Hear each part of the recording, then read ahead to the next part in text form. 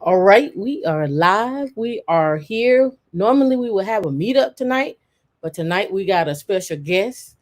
He is what we call the sexy man of government contracting. Uh, if you don't know who we're talking about Eric Coffey. He is here with us tonight. He was a special request. We got a couple of drinks. It's gonna be all about it. These like in the background, call him sexy beast, the sexy beast of government contracting. Uh, is what we want to call him. Let's do our intros, and then we'll bring Eric up real quick. So we don't want to waste no time. We're a little late getting started, but it's all good. All right, if you don't know who we are, we're Women in Linux. I am Tam. D is in the background along with Eric. You can find us across social media at womeninlinux.org. Well, not womeninlinux.org, but at Women in Linux across social media. You can also find us on Slack. If you have never ever connected with us outside of social media, Slack is the best way to connect with us. If you hit connect on our website, drops you down into here. Put in your email address. Once you put in your email address, once you put in your email address, you'll need the Slack app in order to get back with us. Now I got to get out of this escape mode, but that's okay. Nevertheless, let's go here, pull this over because I don't have time. Hit this up. And if you want to shop with us, you can hit shop. Once you hit shop and hit all products, you'll see all our 5 year anniversary. You only have a few days left on the 5 year anniversary stuff. We may run something over into the first week of January, but that'll be it. You can see we have socks, we have stuff for your kids, pillows. I'm wearing a different shirt. Like I said, we have different shirts. I'm wearing what we call, I guess this will be not a regular, but this will be our thermal that I'm wearing. And we also have sweatshirts and so forth, right? And if you'd like to donate, you don't have to just donate with your money. You can donate with your time. We'd love to see some of you come up and do a presentation or do a conference talk or what have you, or something that you've learned. But if you're too shy and you're like, nope, I don't want to do that, you can always donate here. It is a tax write-off as well too. All right. So, oh, and last but not least, if you need one-on-one sessions, you can link with us on Calendly. Dia dropped the link for that as well. And if you want to come to our meetups, if you want notifications, you have to go to meetup.com/women in Linux, where we have all our notifications, well, all our upcoming meetups, things that we're going to do, so forth and so on. And last but not least, I want to put this out there. Don't forget to go sign up for Binary Hustlers. We are gonna do more content on that channel. You will start seeing more of that. Should have did it over there tonight, but that's okay. But you're here. All right. So coming to the stage is the sexy beast himself, Mr. Eric Coffey, aka Sexy Beast, aka Government Contractor, aka Bring him on up, D. I don't have my claps. I have the. And you're on mute too, by the way. Take my stuff off mute. Yep. Mute. All right, good stuff. All right. Hey, what's up? Nice introduction. I appreciate that. Oh, you're welcome. How are you, Tammy? I'm awesome. I'm glad you're here. I watched a couple of your interviews, but I think we've been around each other now virtually. Yes. For about 3 years now. Yeah, it's been a minute. It's been a minute. About 3 years. Yeah, it's been a minute. Before you even started with the classes, I think you were on Teachable at first, right? Yep. All right. So that's been about 3 years. I switched from Teachable to what's the other platform? Thinkific. I was actually on Thinkific first. Originally. I was on Thinkific. And then I switched to Thinkific to Teachable. And then I started shopping around other LMS systems. But let me tell you, I spent about 2 months shopping around different LMS systems, and it was a pain in the butt. So we actually ended up back on Teachable, and we found a developer to customize my Teachable course. Right. And it's funny, speaking of that, we just released our 3.0 course literally like last week. So how you liking the making content? We're gonna get into government contract people, but I understand about making Look, I'm here, content. whatever. You got me for 2 hours, okay? I, under, I I pushed understand my about dinner making back. content. I pushed all of my preoccupied things back to be here. So you got So me for what two you got hours. your drink? I got my drink.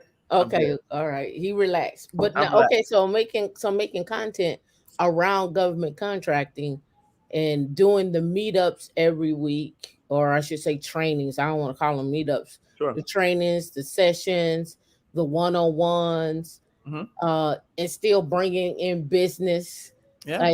Like again, this is still huge, right? That's a lot of work. Oh, it's a ton of work. I mean, it's a lot of work, and again, I would be remiss if I didn't say, I've been bringing on staff and team members at every stage. Um, Maria, she's on here today, and when we first started out, I remember, we were just making enough money to pay her to help me, right? Hmm. And I remember creating thumbnails, and I remember like Maria did the podcast, I Hmm. did, and so we were the two of us were doing pretty much everything in the Right. beginning, and it was hard. It was hard, but and then, like you said, it's trying to get contracts because we weren't really making any money to pay our bills. Hmm. We were pretty much struggling, like every other small business entrepreneur, right? Right. YouTube, as you know, YouTube don't pay a lot of money. No. Like even to this day, look, I don't care. I think she just sent me my stats. You know, we make like on YouTube like $800 a month, so you can't. Right. You can't You pay no can't, bills with that. You can't yeah, pay no mortgage. You can't pay no rent. you Look, can't pay no mortgage in Florida on that. that's correct. That's correct. So look, my taxes, you can't pay nothing. So, we um initially I started with my own money, right? From contracts that I had won with the government. And that's what I use. I just basically put all that money into um, paying for me to live and survive so I can make Mhm. content. And then once I started generating some revenue, I brought someone on, and that was Maria. And she'll tell you, and I can even tell you, you said you want me to put it all on the table. Like I could only pay her like $1,500 a month when we first got started because that's all I I mean, that's there. that's that's pretty good, right? Yeah, From I mean, from from a perspective of someone who's you see the vision, right? Because this is I have this dilemma for myself all the time. I see the vision, I see where things are going. I'm trying to encourage people to get in now before that big vision blows. But at the same time, you got to understand that money coming along the way is going to be a little slow. right. Exactly. Exactly. Look, Maria's typing. She said she started at 500 a month.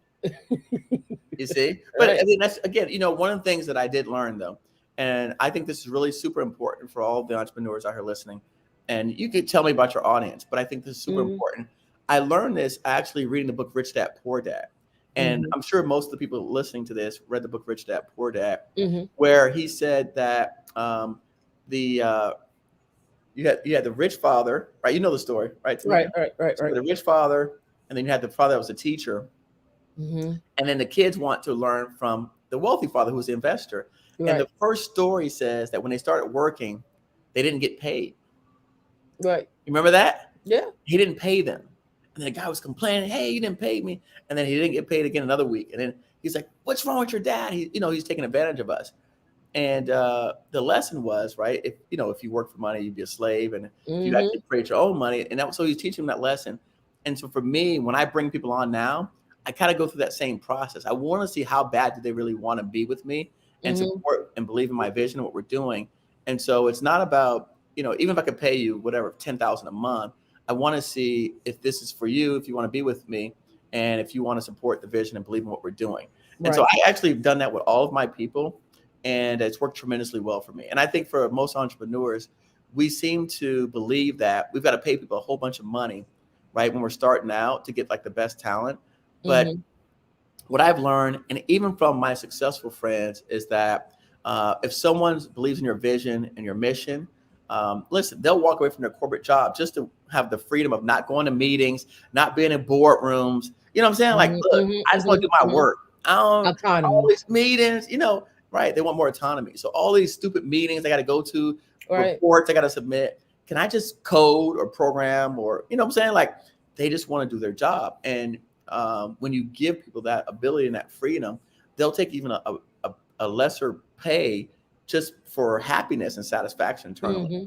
And so I've been, completely, that's resonated with all the people that I brought on. And like I said, my same team that start off the same way, with like even Maria, Randy, Pierce, Anna now, Erica, Mebs, Brandon, that same philosophy is what allowed us last year to win 18 million in contracts during COVID. Mm-hmm. Because everyone was hungry. Yeah. Right. And everyone's hungry and one know where to go either. And one know where to go either. And one know where to go. Make some money. And that's what I've been saying to people. And like a lot of people, they are oftentimes people get upset with me because I always talk about the money. I'm like, but the numbers don't lie, right? I don't care how you slice it up, the numbers don't lie. So one of the things you did already mention was vetting people, right? Sure. And so the same way that you're vetting people, I think this is just my own personal take. You also have to vet people that you want to, I don't want to say work for, but partner with. And I'm not talking internal. I mean, like for those government contracts, right. How are those people treating you? Right. How are they responding to you? Sure. Is the conversation flowing? Do you hear some hesitation? And I tell people all the time, you have to watch and learn how people move and the circles in which they move in. Yes, absolutely. No. And let me tell you, that is, so I'm here in Rhode Island right now. And I have a client here. And I met him from YouTube. Okay. Mm-hmm. And what's going back to that, one of the first things he said to me, Eric, he said, "Look, Eric," and he's older than me. He's about 62 years old, successful business. He's doing about 20, 25, 28 million a year, but he had never done federal contracts. And he's like, "Look, I know I'm gonna do federal contracts. I know it's out there. I need the right person to help me out." And so, he found me on YouTube. I rejected him at first, and I'm like, "Look," because I didn't have any programs. Like, to be honestly, I had nothing to sell. I didn't have a plan of monetizing YouTube. Right. I literally went in it like, hey, let me just help educate some folks because of what I've seen happening there. I just thought there was a void that needed to be filled. You just want to give. Yeah. Right? I was like, you just want, I got all this information. I got all this stuff in my brains. I just need to get it out, like release stuff on my brains. And because people kept asking me the same question. How do you do this? How do you do that? How do you do that? How do you do that? And it's repetitive. So I was like, okay, the guy from Khan Academy said he just started making videos. I'm like, all right, I'll just start making videos, same thing. But going back to the story, and this guy, what he said to me was, I've got more money than time, right? And he says, I'm super successful. He says, I want somebody that comes in and does this. He goes, but I want someone not only to help me with the business, but that I can have fun with. So if we can't have fun together, I don't want to work with you. Right. And so really, it's been a 3-year relationship. I've been a retainer for 3 years with this guy. Congratulations. Thank you. Yeah. Big retainer. Big retainer. Let me drink to that. Drink to that. And again, like this meeting, they fly me up here first class, right? I stay in the Marriott downtown. We eat at the best restaurants. I don't pick up a tab. So, it's just been but the lesson learned and the whole experience was that when you talk about people that you can work with and have the same energy on. And this guy, like even for my dad just turned 82, he sends my parents money. They buy my parents gifts. So he sent my dad $1,500 for his birthday. My parents' anniversary sent him $1,500. He'll send him, look, here's $1,000. You guys go to a luxury dinner. And I want you to spend the whole thing on dinner. Mm-hmm. Don't go pay no bills. Take it the whole $1,000 and go buy yourself dinner and a bottle of wine or champagne, whatever. Right. So, that's the thing that going back to being on the same wavelength with people, I think it's more so than just the business side of it, right? You got to have a relationship part because we're going to be interacting with each other constantly. Right. And so, again, but going back to your net worth is your net worth, right? So when all your friends are multimillionaires. Right. And I talk about this so much, right? Because, of course, you already know I'm in tech, but I'm like the amount of money that's floating around in tech right now. Oof. It's Oh my gosh. insane. Oh, It's it's astronomical. insane from where it used to be, and we're not talking about like over a 10-year period. I'm talking about in the last 3 to 5 years, Right. the amount of money that's been put into tech. Sure. Um, just it, and we'll get into the contracts in a minute, but Whatever. but it's just insane, and it's all about uh for me. This is how I look at it because I'm in the space, um, delivering on what you say you're gonna deliver on, Hmm. making sure your skill sets are up so you can deliver those things, Hmm. and networking not just within the companies that you work with, but outside of the Sure. companies. You have to have the foresight to go step outside and Yes. look at where everything. Because when you get like this, just imagine all the money and Oh opportunity yeah. passing you by. Yeah. So I Yeah. tell people like, hey, when you go, I tell people you are a business when you are going to work at these companies, and you gotta treat yourself as such, because if not, you're gonna get in there, you're gonna be in there 5 years, 10 years, and you're like, what happened? I didn't know all this other stuff was going on. I didn't even realize that you don't go to conferences, you don't network, They live you in the don't talk to silos. people. They Yeah, operate in a silo. and it's a wrap. You Yeah. stuck Yeah. unless No, you no. reinvent yourself. And you guys are so smart, right? I mean, I'm an engineer, but like all of you tech people, I mean, you're so smart and talented in one area of your life. If you could just translate that into like business, Hmm. and bringing on other people to help support you in the accounting side, the financials, the marketing, and things like that, and then learn about self promotion. I think a lot of the techie people do a poor job of promoting Yep. themselves, and so really, if you could like learn that skill set, you you can enhance your life, your business, everything that you're doing tenfold. Yep. Now, I know you've seen all the contracts come out. I don't know if you saw this one with the Jedi contract. Yeah, I saw it. Yeah, Yeah, the they finally canceled Jedi, uh, yep, and so now they're going to that cloud contract with Google, Amazon, Microsoft, the right. four top dogs that have been Yep, pre-vetted. Yeah, I read that. I read yep, it. yep, Yeah, and you know me. I'm up on my job. I don't yeah. play. I'm on my look. They not gonna stump me on government contracts. They can stump me on something else, but that Right, is what it is. and so this is what I was saying before. There was another contract. It never got released, and how much it was. It was a cloud enablement contract. But Um, this is the excuse me, I'm second sorry, one. good job. But they said that Jedi, because it was written 5 years ago, the standards are outdated for what the requirements are today. That's what I read. Yeah, but there's another one that actually happened before that, and it never Okay. got released on how much that one was. Okay. And that one included, because in that particular contract, Microsoft and Oracle partnered on the back end for that. Okay. So either way it go, Oracle is always going to go get Sure, their sure. money. Yeah. Oracle don't play. Yeah, Yeah. Oracle Yeah. don't play. Yeah. Oracle is getting ready to buy a company now. I think it's I talked about it this weekend. I think it's a healthcare company, EHR, for $30 billion. Mm. They know So something. again, this is that's what I'm saying, Eric. I so on Saturdays we do a show called Tech Stocks and Jobs, where I talk about the tech behind these companies and actually looking at what they have and where their money is going. I, Go ahead. For all your listeners on my podcast. Oh yeah, that's right, Princess. Hit the like button because this is how we keep promoting ourselves, our channels, our content. Right. This is how the YouTube gods, the social media gods, show us love. So hit the like button, please. Going back to that, on my podcast recently, speaking of tech, Mm-hmm. guys need to look at right. Venus Quates Launch Tech is her company. Mm-hmm. Venus Quates Launch Tech. She was an Inc. 500 winner. Okay, look her up and see how someone took tech and turned it into a business that's making a whole buku worth of money. Mm-hmm. In fact, I'm going to say this proudly: we had our first scholarships, right, for students Yep. to take my courses. Guess who was the first sponsor? She Venus was. Bates, Launch Tech.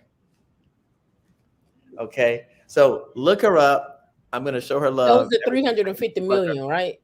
No, that wasn't Venus. Okay. Venus is at Inc. 500. That was I forgot her name, but I that one just we've I been just in looked over at her. 20 years.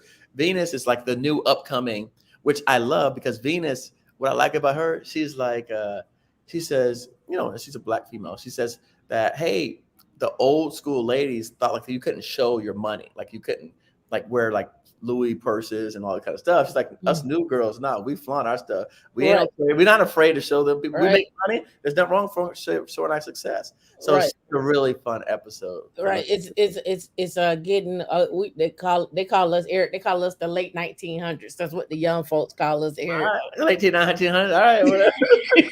Well, educate me, please, because I'm in that late 1900s group. Right. But I'm with it. Yeah. It's a new group don't care. This new group don't care, but I'm happy for that. I'm very proud of that. I'm very conservative. But we didn't care either, right? Yeah. If you looked at what our parents looked at us, they was like, y'all got too much bravado. You're too this. You're out to that. They said the same thing about us. Right. Absolutely. So, but listen, I'm telling you, since this is definitely Maria. If you can pull that up, please, and drop that in here. Her episode, just drop it in the chat so everyone can have it. Right. Yo, you got somebody Russian on here? Yep. It says our tech guys that already have a secret clearance at advantage right now. Anyone with a secret clearance is always at an advantage because they do things. Even let me tell you, I was in Reston, Virginia, and I was having lunch with someone from Leidos. All right. I ain't gonna tell you her name. You just got to look at my podcast and see an interview I did with Leidos, and you figure it out. But we're having lunch, and she introduced me to this girl who was a proposal writer, and she says this chick makes buku dollars, and I'm like, for proposal writing? She goes, yeah, because she has a secret clearance, and she can do proposals in a skiff. Right. So those proposals for the tech stuff has to be done in a skiff, and you have to have clearance to be in there to work on the proposals. So for that reason, she gets paid triple what average proposal writers make. Right. So JM, to answer your question, absolutely. That's just an example. Right. Absolutely. Yes. And to talk about that, like, so I have in my Slack channel, I know everybody that's in my Slack channel hate me because I won't get rid of the Fed scoop to come in. Because I the reason why I do it is so for me, and you can tell me where I'm wrong. This is my thought process. When you see, 800 million for a contract coming in for a company that won, there's smaller companies that's gonna eat off that contract. Yes, absolutely. Right. And so those smaller companies that are eating off that contract are looking for people in order to work on those contracts. Yes, absolutely. So you yourself who have these tech skills and want to know where you can land, you're looking at those contracts. Now, only if you're not looking at those contracts, if you're a smaller entity that is forming a company, is your opportunity to find out what they did, get latched on with them, network, do whatever you need to do, sign up for Eric Coffey's training, and then start creating your own lane, right? As a consultant.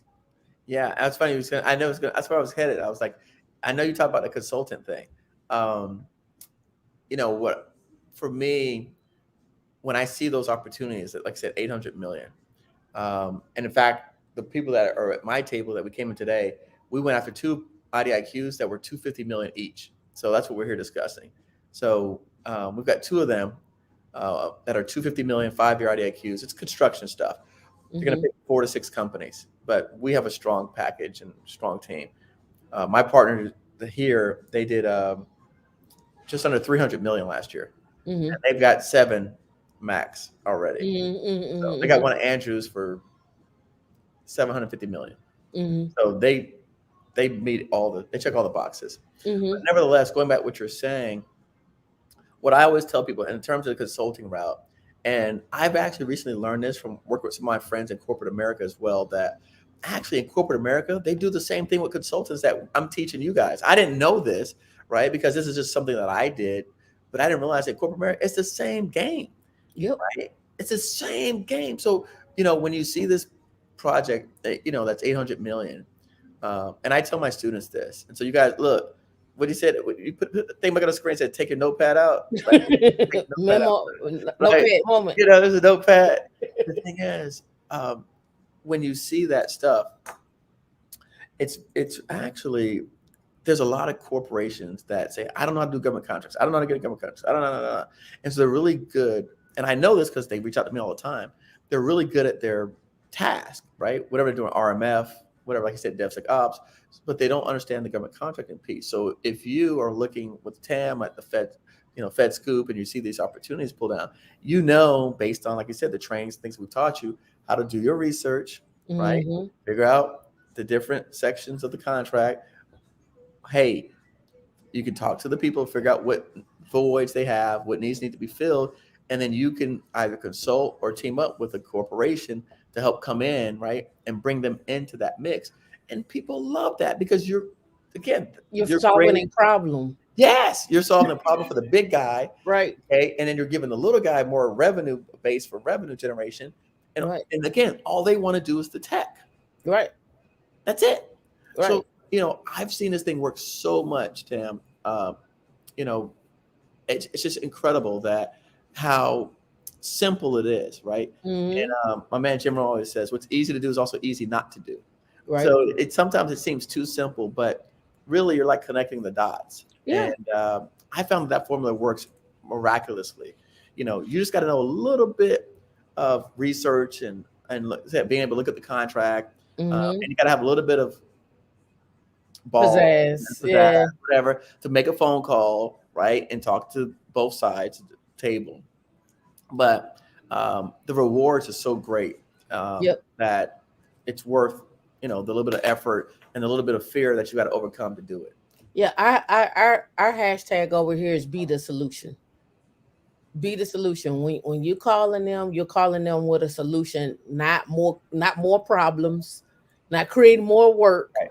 but be the solution when you call. Like, oh yes, we can do X, Y, and Z. Here's my info. Here's everything. Have your ducks lined up in a row. There may be some things that you didn't think about, that you didn't know, but come in with a solution to help them solve that particular problem. Right. Now, Eric, All right, what y'all? you ready? All right, so let me pull up my Slack here, because I read that veteran-owned small companies can also get preferences to get government contracts. Yes, JM, that is correct. Veteran-owned small companies do get preferences for contracts, particularly at the VA hospitals and VA centers. Yes. In fact, there's a rule of two that states,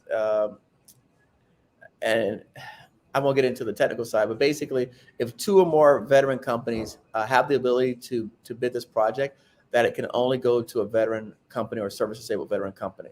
So that is an accurate statement, yes. And by the way, everybody who's like, I don't see nobody asking questions.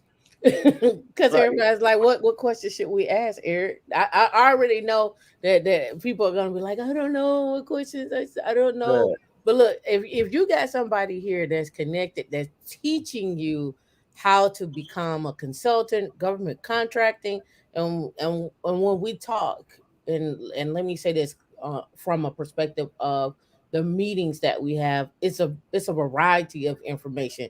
It's trucking, it's construction, it's IT, it's writing proposals, it's vetting people, it's how to find consultants, how to find people to consult with, Yes. how to go Yes. after contracts, Yes. how to review a contract. Oh, Right. your proposal was bad. How bad? Like it's a. I tell y'all all the time, you can't be in this space and be the lone wolf. You're gonna have to lean on others, find allies, find your tribe, and work together in order to get these things return on investment. Yes, absolutely. Actually, and we just, for that reason, we launched a new program, our Inner Circle program, in Thanksgiving, called Okay. PAL. So we're going to be working with companies. Again, you got to know your stuff. Like right now, it's not teaching. It's straight. We're going to go after it. And we're partnering together. And it's literally, we're going after contracts and we're putting deals on the table and we're discussing only deals. That's it. It's only a deal making group. It ain't no teaching. It ain't no learn. Look, this is straight deal making group. So you got to have everything you ready. gotta have your stuff together. You gotta have your stuff. Look, because you gotta execute, right? So I'm gonna be partnering up with I'm basically opening up my black book, right, and Your saying network, okay, my network to you, and saying, all right, where you want to go, where you're at. You're at 2 million, 3 million, 5 million. Let's take you up, 7, 8, $10 million. And so we just did that in Thanksgiving. So it's been great. But yeah, we saw the need and people reached out to me and asked me for that, Tam. People that were like more advanced, like, Eric, I got the contract and stuff and I understand it. But I did 2 million last year. I want to do 4 million. right? I'm like, all right. So we created a program. Up. Yeah, next step up. So we created a program Thanksgiving.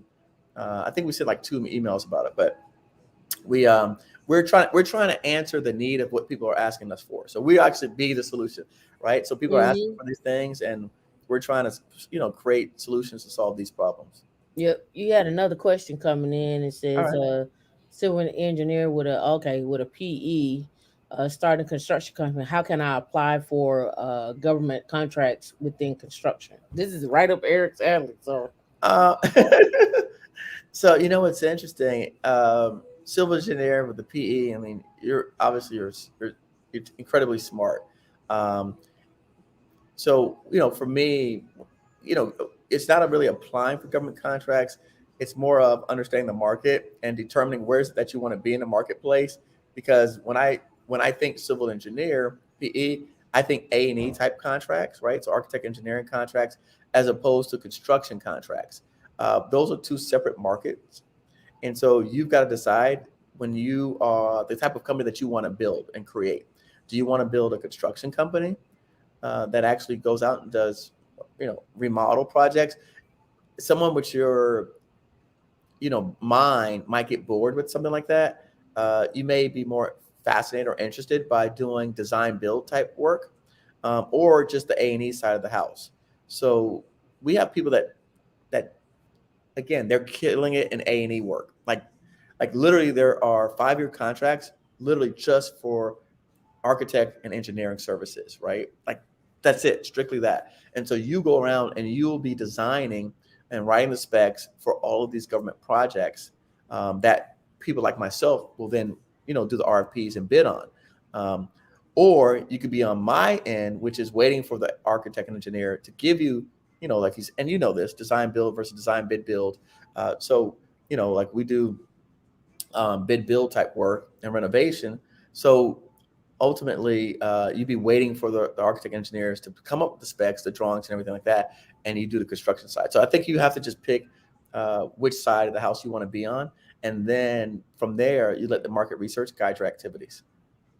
All right, you got another one. Thank you for answering that. It says, I know Afghanistan was a good place to become a government contractor in IT. There you go. It would little experience a qualification. Now with bases closings, are there any similar places right now, and where? Everywhere. Yeah. So if you're go ahead. So I don't know how many people watch Dan Pena. Yeah. I like Dan Pena. Yeah, he's absolutely insane. He's absolutely insane. But Steve Jobs also said the insane people are like the crazy ones are the ones that change the world. Yeah. What Dan Pena says, JM, if you've never seen Dan Pena, is that the reason why he loved government contracting was because they had the biggest budgets and the stupidest people. So when you talk about, IT with little experience, the people on the other end that are actually writing these contract proposals, they know nothing about IT. Nothing. Zero. Nothing. Dilly squat. So it doesn't matter where you go, you're going to know more than them. Yep. So really, when it comes to IT, when it comes to like 80% of the contracts, the contracting people are not the professionals. They're not the experts.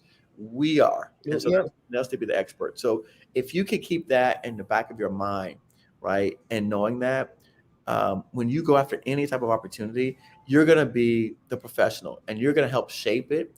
and guide it and help determine the requirements and what they're supposed to do, as opposed to like they may, like I know in my field, construction. I'll give you an example, perfect example. We have a project up here in Newport, Rhode Island, and they wanted me to change out. It was a swimming pool, Tam, right? So it's big swimming pools, like diving pools for like Navy guys. So it's a huge pools, like Olympic-sized swimming pools, and they wanted me to change these filters out. And the requirements for the proposal, and again, I'm a construction, so I can only give construction examples. The requirements for a proposal was these filters that filter the water, because it's industrial size. They have sand in them. And so they wanted me to remove the sand out of this filter and put new sand in. Well, when I called the manufacturer, they said that sand is a permanent filtration system. It's not meant to ever be removed. So the government contract said to remove the sand. And the manufacturer said, you would destroy the whole system if you remove the sand. So that's the kind of stuff that they will give you conflicting requirements that goes against the way that the system's designed to work, because they just don't know any better. So I hope that it helps. I know it's long-winded. Yeah, I can add some context to that. So right now, you're talking about people coming back from Afghanistan, but you have to look at what's going on. We have Red Arsenal in Huntsville. They're hiring 3,400 people. Space Force is moving there. The FBI is moving there. So we're talking a good 10,000 people that are going into that area on IT and space alone, right? Then when we start talking about the mission to Mars, when we start talking about satellites as well too, and I talk about this on Tech Stocks and Jobs. Uh, if you don't think a lot of these startups and a lot of these companies like Amazon and them are not getting government contracting money, you're absolutely insane. IBM, Amazon, Google, Oracle, and the list goes on. Databricks, all of them get government contracting money in some type of capacity. Usually for them, it's whatever their specialty is, right? But you have to also look at why they're getting that money and who are there and what kind of work is coming in. So that's why the Fed scoop comes in. So you can see when they're talking about an IT modernization with the VA, was it the VA? No, it wasn't the VA. It was the IRS. The IRS, Eric, is on assembly language. They got I think it was a 800 million or $1 billion contract for people to help get them off of their old stuff, which is they're probably on some type of mainframe and assembly, and move them to the cloud. So they're trying to move the entire IRS. So when I hear that, I'm thinking, yep. When I hear that, I immediately start thinking about, okay, compliance, putting people in place to scrum masters, project managers, business development. How long is this going to take? What do you already have? Repurposing hardware, shutting down data centers, moving. It's just a whole big moving part. And that's just one part of the contract, because they're probably going to have to make multiple contracts out of that for that to happen. So it's just those little things like that that I often see that are coming down, and I try to share that with y'all so y'all can catch that, because at this point we're getting all of it. Now, what you got back here? All right, hold on. Let me share something. So when you talk about Huntsville and the FBI, I actually just had someone on my podcast that I met with last week. The FBI is struggling to find small businesses to support their contracts and their mission in Huntsville. Struggling. Yep. I just had a meeting last week. Okay. The podcast isn't even recorded. I'm telling y'all stuff that isn't even recorded yet. This is okay. No shit. Okay. Look, this ain't even recorded. Okay. I just dropped in the chat, right? Look at my man, the Jonathan Hart. Okay, H2O. So let's look at Jonathan Hart. Okay, I dropped in the private chat, Tam. So if you guys can put it in there. Yeah. All right. Yeah. Okay. Look them up. They are supporting the mission for a lot of those. They're down in Huntsville already, and they're supporting those missions. Okay. they're looking for partners. They can't find people. Yeah. The companies, they can pre-qualify for the contracts, but they don't have the people like yourselves to act support the mission. They And don't so have this because they can't find the skill set, Eric. And I'm trying everything to you're tell saying, people. I'm telling you, it goes right in line with this. I just had the meeting last Monday. Yeah. In fact, we rescheduled for Monday, I think the 3rd or whatever that is, Monday the 4th, to have her on my show to discuss that, because I told her, listen, let the FBI come to me and let me put that out there on my platform so we can tell them that this need exists. Because what happens is, what the FBI has been doing, and this happens all across the board, they're going to the same players, same people. They're having these same results meetings. And going back to my man Jay about the secret clearance, they're having these, I hate to say stupid, they're having these meetings. They're like events, but you got to have a secret clearance to be an event. And then they're talking to the same people that have contracts, telling them, we need more contractors. We need diverse contractors. How are you going to find it? Talk to the same people. Right. So, but if we and your audience are out here, and I always tell people, you cannot be a ghost business. So many of you are ghost businesses. No one knows you exist. You need to raise your hand and let people know you are out here and that you exist, so that they can find a way to support you and help you and enable you to get to where you want to be at. I'm telling you that these people have a problem. I'm telling you this. So now it's up to you, going back to what Tim Maker said, because she's the one that said Huntsville. Matter of fact, as she was talking, I'll be writing down my notes. Like I'm here taking notes the whole time. Okay. Right. So I'm out here like Googling stuff and talking. But the thing is, when you said Huntsville, there H2L's down there. Listen to the podcast. The guy is super nice. Reached out to him and then let him know, hey, what you do, your business, and then he'll see how he can integrate you into what they've already got going on, right? And what missions they're already supporting. Easy. Yep. And I can already tell you what they're supporting. They need Space Force, and with Space Force, they need people to understand Linux at a baseline. They need to understand cloud computing. They need to understand security, and that's working with sticks. And they also need to understand that there's a modernization going on at the same time. So they're maintaining the old system and then moving into a new system. So you have, if you got old skills, they'll take you, because they don't have anybody to come in order to get them to go to the new stuff. They need old skills and the new skills, right? And they're sitting there waiting for people. Like, it's insane. And these ain't little bitty jobs. These are big jobs paying nice money. Every person that comes on my show that's in tech makes $1 gazillion. Yes. They ask me, how do you do construction? I go, that's what I know, honestly. Like, if I knew tech, I wouldn't be doing construction. Okay. If I knew tech, I would not be doing construction. And trust me, I'm trying to figure it out. Hey, Tam, can you bring this person up to ask the question about LLC? Right here, Afri P. Yep, D got him. So question is, if I establish an LLC and manage to develop a highly IT cyber technical workforce from overseas, how difficult would it be to participate in contract work? So thank you. That's an excellent question. And we've had this conversation a lot, because a lot of people have overseas workers in India, particularly. On the federal side, it's going to be extremely difficult. But on the state and local side, they'll support you, and you can work and support state and local agencies with overseas workers. But on the federal government side, gotta be a U.S. get a CAT card, it's going to be nearly impossible. Yeah, they got to be a U.S. citizen. And the way that it's looking right now, because we've had so many cyber attacks, supply chain attacks, they looking at everybody. They look at everybody. So that one, everybody. Yeah. And it said, is it still easy to become a government? Is it still easy to become a government contractor? Well, so becoming a government contractor is super easy, right? So you just register in SAM. You're a government contractor. Right. Now, to get contracts and make money, that's a different story.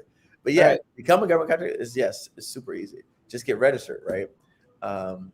But to get into the business of government contracting, that takes a little bit more skill set. It takes you having to build a team. And so many of us, like Tam said, it's particularly, we all consider ourselves somewhat introverted. That might be the hard part. Fortunately, since I've been an entrepreneur pretty much my entire life, adult life, I've always built up teams, and so I've learned that skill set. So anytime I do anything, like even when I started doing my YouTube videos and my podcast, I never edited a single video because I just felt like that was a waste of my time. It wasn't the highest and best use of my time. So I outsourced, producers and editors and stuff for my shows. And then as soon as I started making some money, I brought on a person to help me, an assistant, right? And so I've always kind of done that. But I reinvested in my business, and I'm fortunate enough to have multiple streams of income. So I don't need to take from my YouTube channel. So I can keep all the money I make, I can keep putting it back into the channel and bringing on more people and better people to continue to build it up and grow it. So, and I love it because I actually like working with people. So I don't actually like being by myself, which is kind of weird that people actually would want to work for themselves. But I like being around people and seeing them grow and helping build them up. And, I encourage all of my staff members to go out and build a product or a service that you can sell and create so that you can generate additional income outside of what we're doing. So I'm just a big believer in that. Now the other locations and stuff that I will also be on the lookout for is San Antonio and Colorado. In particular, Boulder, Colorado Springs. Those areas are super huge. Have a lot of money going into them, especially when you start talking about your Lockheed Martins and your Raytheons out there. I was on the phone with someone from Raytheon probably like a year ago, and they was like, "Look, you don't have to come out here and be a full-time employee. If you're worried about being a full-time employee and the money that we're offering doesn't cut it, no problem. You can come be a 1099 worker with us. We got people that's been 1099 with us for 10 years. So if you just want to do 1099, we don't care. We just need people to work, Right. And at 1099, we can go anywhere from 120 an hour to 150 an hour, whatever you want to do. Can I say something, Tim? Yep. I think 1099 work is positive. Yes. I don't see it as a negative. And I'll tell you why. Because with 1099 work, right, you can actually use that as past performance for starting a business. Yes. If you're an employee, it's much harder to translate that onto a business. But a lot of my podcast guests who are today successful business people started out as 1099 workers. And then that translates to actual past performance that they could use for their capability statements to talk to employers about becoming government contracts and primes, about becoming subcontracts. So I actually think the 1099 thing, and again, I'm a little bit out there, so you gotta be that's right. I think a lot of the things that we've been taught, right, are really like backwards in a way. Yeah. The old system said, right, you go work at a chunk company for 30 years, you get a pension, you get a retirement, they're going to take care of you. Well, we all know that's BS. So for me, the flexibility of a 1099, and then also the added benefit of if you decide you want to jump ship and like you're ready to make the mark and like you see all those opportunities, like, you know what? I don't want to make 250 anymore. I want to make 1.2. Then you can jump ship. Yep.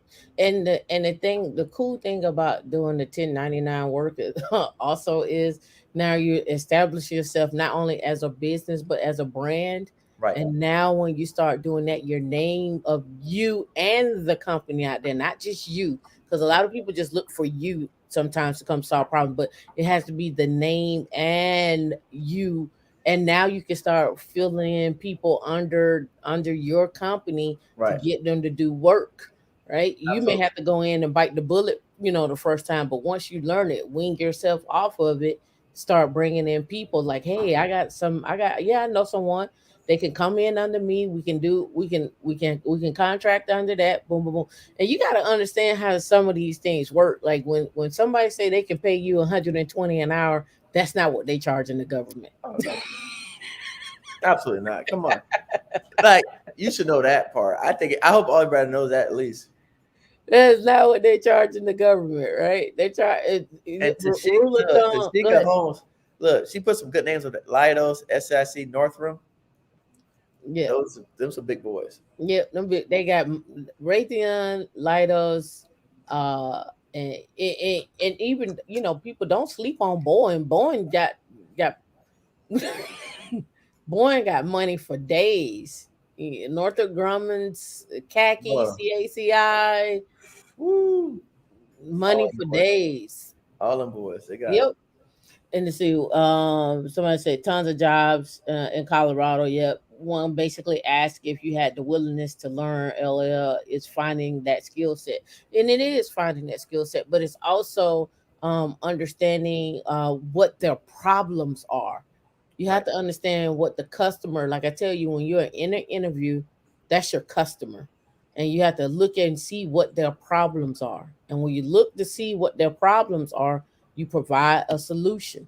And you have, and sometimes then there's other part of this now. Sometimes you got to be careful not to provide them a solution because they may not call you back. They'll take your solution and run with it. I've had that happen in interviews before. They'll take your solution and run with it. Somebody did ask a question, was like, can you be a consultant helping people win government contracts? Business development. Run with it, Eric. I mean, no, we've been talking about that all. I mean, for the last 50 minutes, we've been talking about that. I mean, listen, I'm here on a consulting gig right now out of town. So to say you're consulting to government contracts, I'm actually physically in a place right now doing that. So absolutely, this is what we teach. But it's not, for me, I believe that for most small businesses, because the government requirements, like Tam was talking about, they're 800 million, 500 million, 300 million. You don't have everything you need to qualify as a business. And so for me, what I found is easier is like she just mentioned, helping some company that's already established do the business development side and matching them up with opportunities because you learn the government contract side, you understand the market research, you understand how to read the contracts. That in itself is worth a fortune, right? And so for me, I think that if we can, like you said, transfer some of your brain power and your skill sets from the tech to sales, business, I hate to say public speaking, but being able to speak. I was going to say that. Yeah, in terms of just being able to speak conversational speaking, I would say more than public speaking because you're not pitching.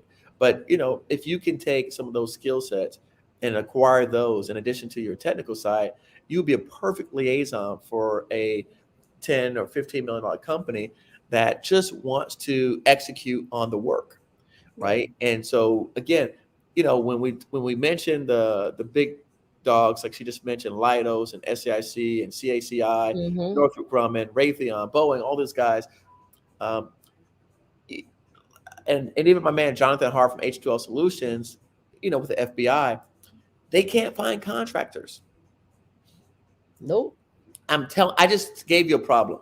Now you go find someone to solve that problem, and then you become the person that brokers that deal, facilitates that interaction. Mm-hmm. Both sides are going to pay you because both sides are going to be. It's a win-win-win for everybody: the government, the prime, and the sub. So yes, absolutely. Now, Do it all day. in case y'all didn't know, Tam and D also have a government contracting company called 50/50 Geek. That's the other side of getting government contracting as well too, that we do ourselves. But Eric, you're right when it comes down to business development. I look at you as the employee when you walk in the company if you're doing business development too, because you're able to see like what's coming down the pipe for that Right, company. right. What they may not see in the industry, your competition. Hey, I think we should be looking at this and trying to get ahead of that. And that's what most of these startups are doing. They're at all the conferences. Right. So speaking of, what is the next conference you're going to coming up in January? I know January, February, March, Q1 is set for you. Yeah. So there's a big 8A conference coming up in January in Orlando. Mm-hmm. It's the National 8A Convention. So uh, I'm personally not going to be there, but I will be sending representatives from my company there. How does that feel good to say that? Yes, it does feel good. But let me tell you what I will be doing. As opposed to being at the conference, I will be in Orlando at the same time as the conference. But I'm negotiating a strategic partnership with an $8 million company that wants me to do basically business development consulting. Um, Right. so the same thing that we're teaching here and the same thing we talk about is exactly what I'm doing. In fact, Tam, I'll share this with you. You know, one of my goals for, and you know, if you don't know me, one of my goals was to help 200 companies achieve $5 million in revenues, which is $1 billion. And so now what I've decided from talking to some of my friends that I deal with every day was that I'm going to also compete against myself in that manner. So I'm going to go after $1 billion in contracts on my own side as well. So I'm starting to set up partnerships with companies where I get a percentage of the action. Right. And I want to take them. I want to compete with my own students, right? We did 55 million last year with my students, but I'd like to compete with them on my side and taking positions in companies that I partner with, equity and a percent of the deal, the action. Right. So, and it's funny you're so saying that's what I'm doing. And instead of going to the conference, while my team members are going to the conference and networking, you know, I'm going to be negotiating with this company to take a percentage equity stake and a percent of the deal with the company. That's all right, because I got my book right here. Hey, Got my book right here. yeah. Just to set myself up. No, well, speaking of that, two books that on venture capital. Okay. Venture Deals is one, and Secrets of Sand Hill Road is another one. Okay. I just finished reading those. I made a pledge to finish them by the first of the year. And so again, I'm learning venture capital and what that looks like. And we just had Kiana on to talk about venture capital. She's with I think it's Tama Capital, and she does venture capital as well. She's out in LA. So right now I did a deal with her on a cloud computing company out there. We have some other deals and stuff that we're working on as well too. But just to get in on the side of the pre IPO, right? This is the pre IPO. My first deal is with a roofing company. They do $10 million a year, and my second deal is with a company that does customized modular units. They do $8 million a year, right? And so, and we talked about that. Now, how do you feel? What's your take on this on the venture capital side? Because from where I sit, I would love to take again the money that I make in tech, invest it into a company, and see them grow.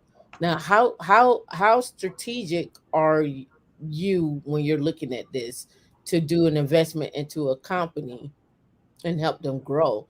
Are you just looking at construction? No. I just told you my company is roofing. The second one is a modular units. They make customized modular units. We will be looking at tech companies as well. So my strength is, and I wrote this down. I gotta find it. I gotta keep this in my brain. I learned this in the book, reading the books. It says that I'm well networked, and so I have a pipeline of entities because of my platform. Right. And so to be in the venture capital world, they need someone that's well networked, has a pipeline. And then my skill set is obviously the government contracting piece, right? What's fascinating is that if you talk to any venture capital, I don't care who they are, they don't know government contracting. No, not at all. So guess what? We can get into this. That makes me in a very unique position. We can get into this. That I understand the nuances, the ins and outs of government contracting, and there's a lot of private equity guys. And even when we talk about the tribal 8As, you know me, I talk about tribal 8As all the time. A lot of them are ran by former ex-private equity guys, hedge fund managers, money people, right? That understand finance, because they've learned that, okay, we have this entity that if we can put the right resources behind it and support them, that they can capitalize. And so, for me, I knew that 2 years ago, but I didn't know how to pull it off. And just in talking with friends of mine that are, they've been doing stuff, they told me, look, last year when we run the 18 million contracts, I raised $10 million in a month. Good. I didn't know what I was doing. Okay. And I was like, but did you have the structures in place? So you said you didn't know so you had what I had was, again, me being well connected. I had some of my students that bought my course that said to me, I'll give it. So one of my students that bought my course, his brother runs a government contracting business. Mm. He bought the business out of bankruptcy. Okay. So what they do, their family buys bankrupt businesses that have a Gotcha. certain revenue mark. They clean the business up, they get the business running again, right? And then they build it up and then they put it on the market. Well, one of the businesses he bought was a government contracting business. He didn't know anything about government contracts. Right. But because they cleaned the business out of bankruptcy, they started winning contracts. And they thought, well, maybe we should learn how to do government contracts. Right. So that's why they took my course. Okay. And then, but they were very successful. And so he said, look, Eric, if you ever need capital, let me know. And I said, okay. Gotcha. So then we started looking at these contracts. I said, hey, I'm looking at some contracts. I may need some capital. And I said, well, how much do you have access to? He goes, whatever you need. And so when the time came that we actually had the contracts in hand, I reached out to him and he says, okay. He actually hired like some kind of broker person that went around shopping our deals to money field folks. And so they interviewed me, they interviewed my deal, and then they went and did all the work. And then they came back to me and someone gave me a proposal and they showed me a letter of credit for like, I don't know what it was, 30 million or something like that. Because we needed 10 million. And the guy put like a bank statement, like a letter of credit, said, here's 30 million. I got in that account. I can do 10. Gotcha. And then from there, we did the paperwork stuff to do it. Got you. Well, congratulations on the team. When I saw it, I was like, it was hard, but it wasn't hard because a month and 10, look, I'm from the other side of the tracks. I tell people all the time, look, I'm from across the track, just in case y'all didn't know that. Okay. Right. We had shooting, drug, pimp, prostitute, all that good stuff. Right. Even now, where my mama live at right now, they think that stuff is normal. Like, I was at my mom's house for Christmas and I was like, all these gunshots and stuff and loud music. And I was like, but that's normal. Like, they're like, right. You was like, this ain't my life no more. This ain't my life. Yeah, I was like, this is, so it's not normal, but you're normal. It's normal. It's normal. So, for me, the thought of it conceiving like raising $10 million seemed like insurmountable. But in reality, it became really easy. So I said, well, that wasn't that hard. And the guy actually who helped us with the 10 million, the investor said, I've got 70 million more, like liquid, if you need. Right.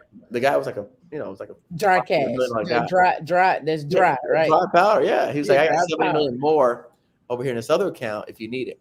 Right. So then when you look at that kind of stuff, you go, all right, this is not. And listen, we don't, none of us look alike. We come from totally different backgrounds. I can tell you. They don't look like me. They don't look like none of us over here. They totally different backgrounds. Yeah. But you know what? People see opportunity. They see dollars. They see green, and they will show up for you. Okay. So, with that said, I was like, all right, this was a lot easier than I thought. So, when I just changed, my brain and shifted, I said, you know what? Rather than just coaching people or charging fees for services, that's what venture capital does. They partner with you. They put a team around your team, right? They put a team of experts around you, a board of advisors, a board of directors, and they give you capital that you need to be able to do your R&D or whatever it is, the business, right? The marketing, and then with a team of experts and capital, it really makes it a lot harder to fail. To be honest with you.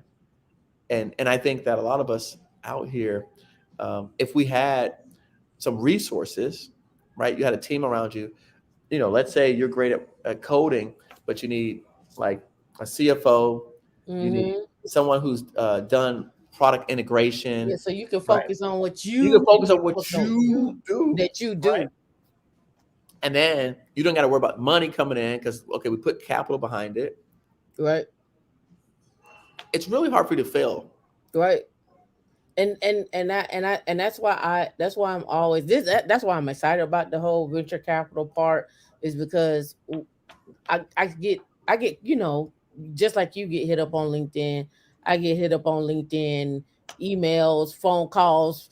People don't even call you no more. They just text you now and be like, hey, we got a job for you.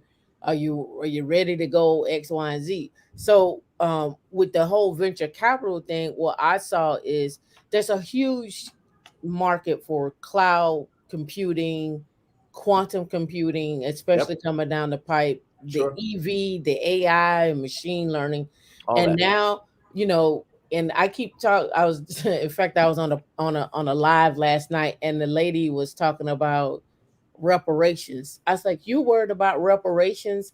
I'm worried about what they building in space." Right. Because we got all these satellites. We had 32,000 satellites go up last year. We got another set of satellites going up with the company QEra, where they're doing edge computing with quantum computing at the end, at the endpoints.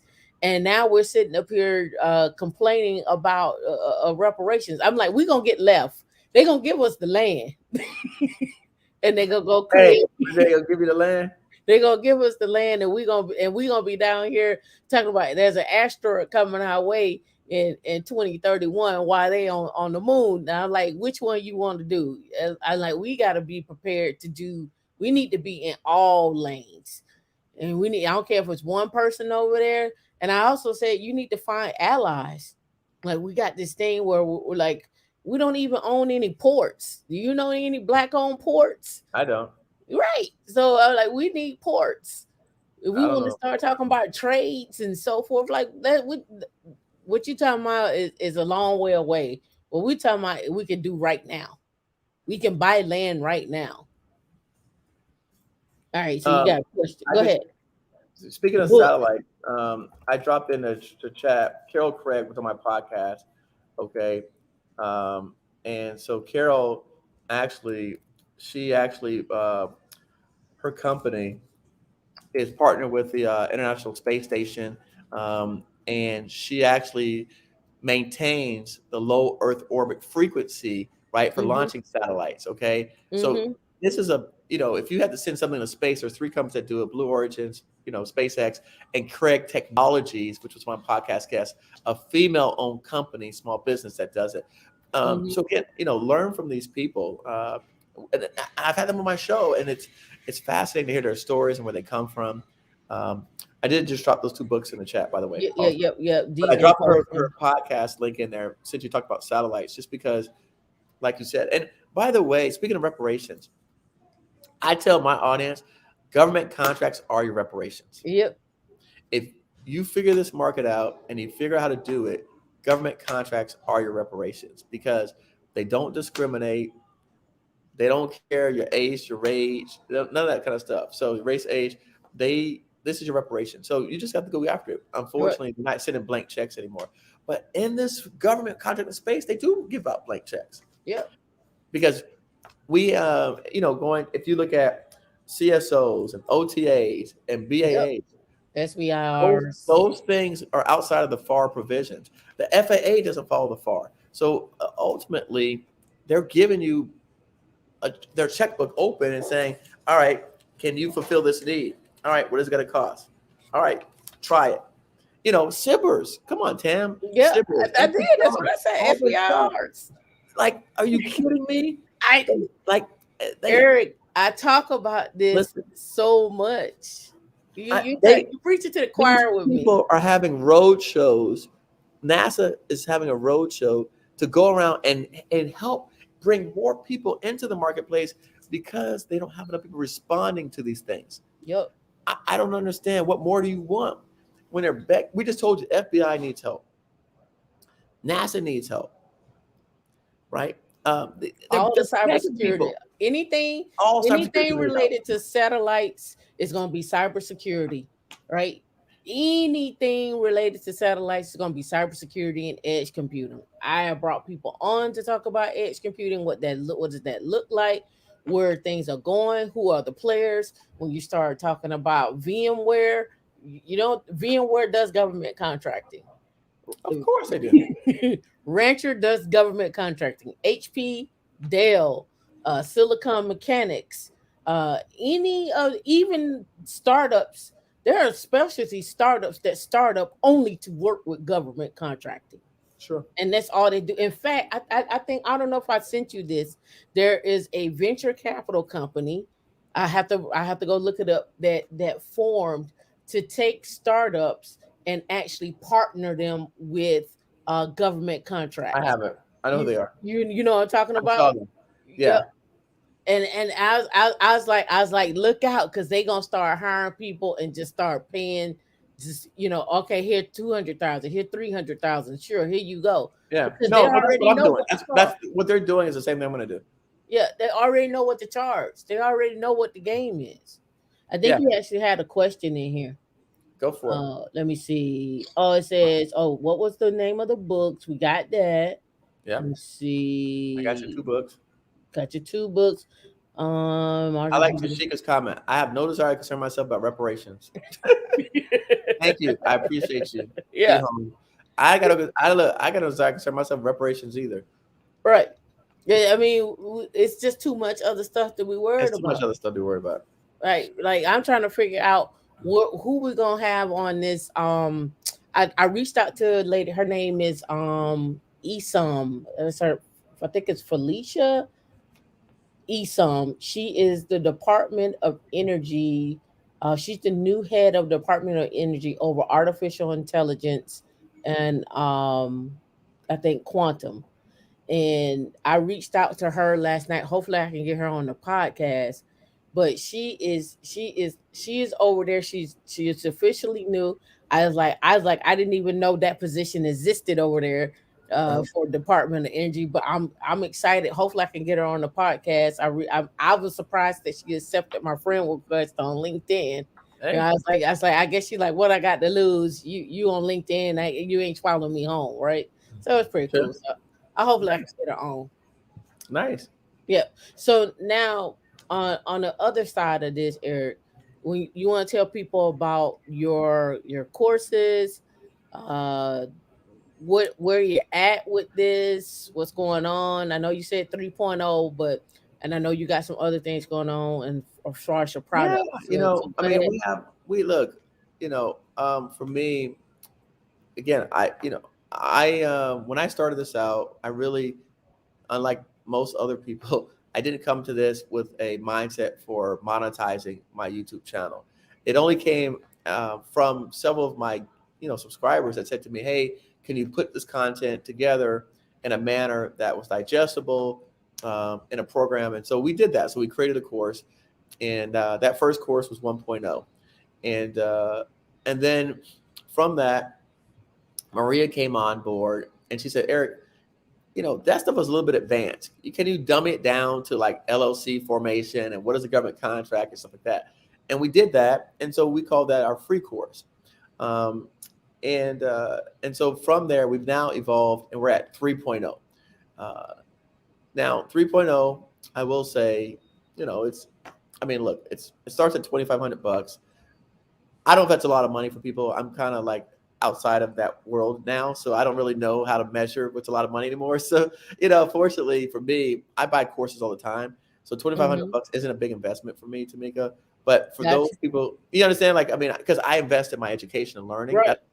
I invest in myself. Every person will tell you that. Warren Hey, Buffett, hey, Steve Jobs. Everyone says invest in yourself, in your education. the So Sands.org classes are 8,000 a piece. right. So I don't know what to tell people because sometimes people say, "Oh, it's a lot of money." I don't really know anymore because I bought a $3,000 course on crypto 2 months ago, and Mm-hmm. I was trying to figure out how to buy crypto, and I learned like from a $3,000 course from someone who I respected. Who, Mm-hmm. by the way, I bought Ethereum in 2017, and I didn't even know what hell Ethereum was, and all of a sudden I made $40,000, and I'm like, "Oh, okay, maybe I need to learn about this thing." So I was like, okay, maybe I should learn about this. And Right. so I was like, wow, he called out Solana, he called out Sand, he called out all these cryptos in my inbox, in my emails. I just never read them. I never even bothered to take the time. So now I've gotten heavily into crypto. So I bought a course on crypto. I'm Mm-hmm. learning venture capital. I bought a course on venture capital. I Mm-hmm. think I spent $5,000 this month in courses Right. because I want to learn from subject matter experts. So our 3.0 course is basically a bundle of all of my courses collectively, like you mentioned before: consulting, proposal writing, Mm-hmm. feasibility statements, 8A BD programs, bidding, estimating, prime subcontracting, teaming, 101, 102, plus all of our members only calls for the past 3 years. It's a lot of content.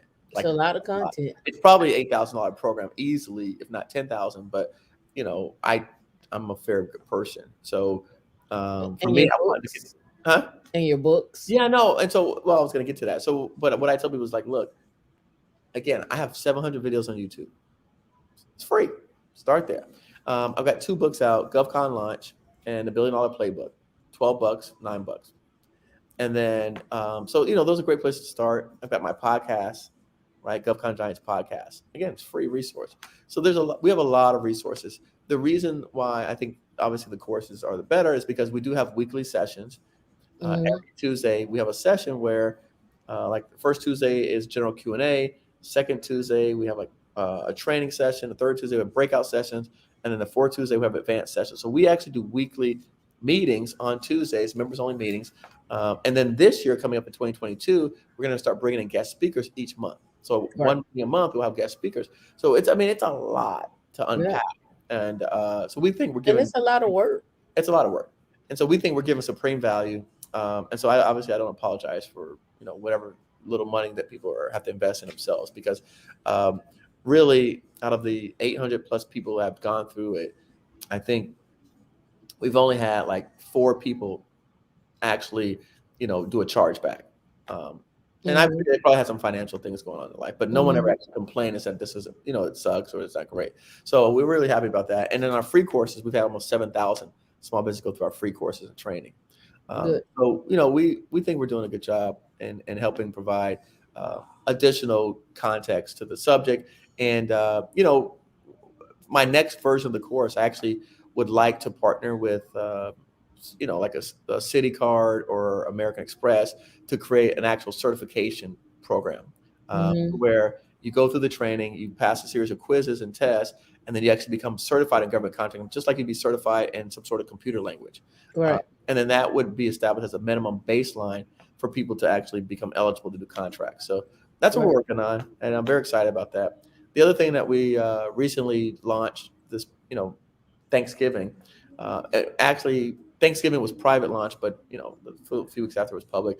Was a program we call POW. It's my Inner Circle program for those companies that are already established and are doing business. That's a higher tier program, $8,000 to $15,000 a year it runs, but partnerships, access, and lifeline.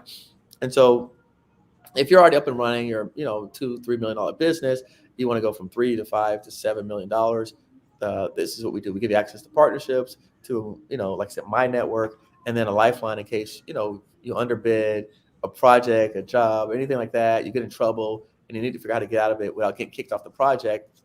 We've got access to contracting officers, heads of contracting, and people like that for the Corps of Engineers and various facilities that actually support my mission and what we do, and they're going to be helping support students. So lots of things from $0 to thousands of dollars, and it just depends on where you're at the board. The partnership one, I will say, is invite only, and it's exclusive. So if you're not doing deals, we can't have you in there, because we can't have people dragging down the group.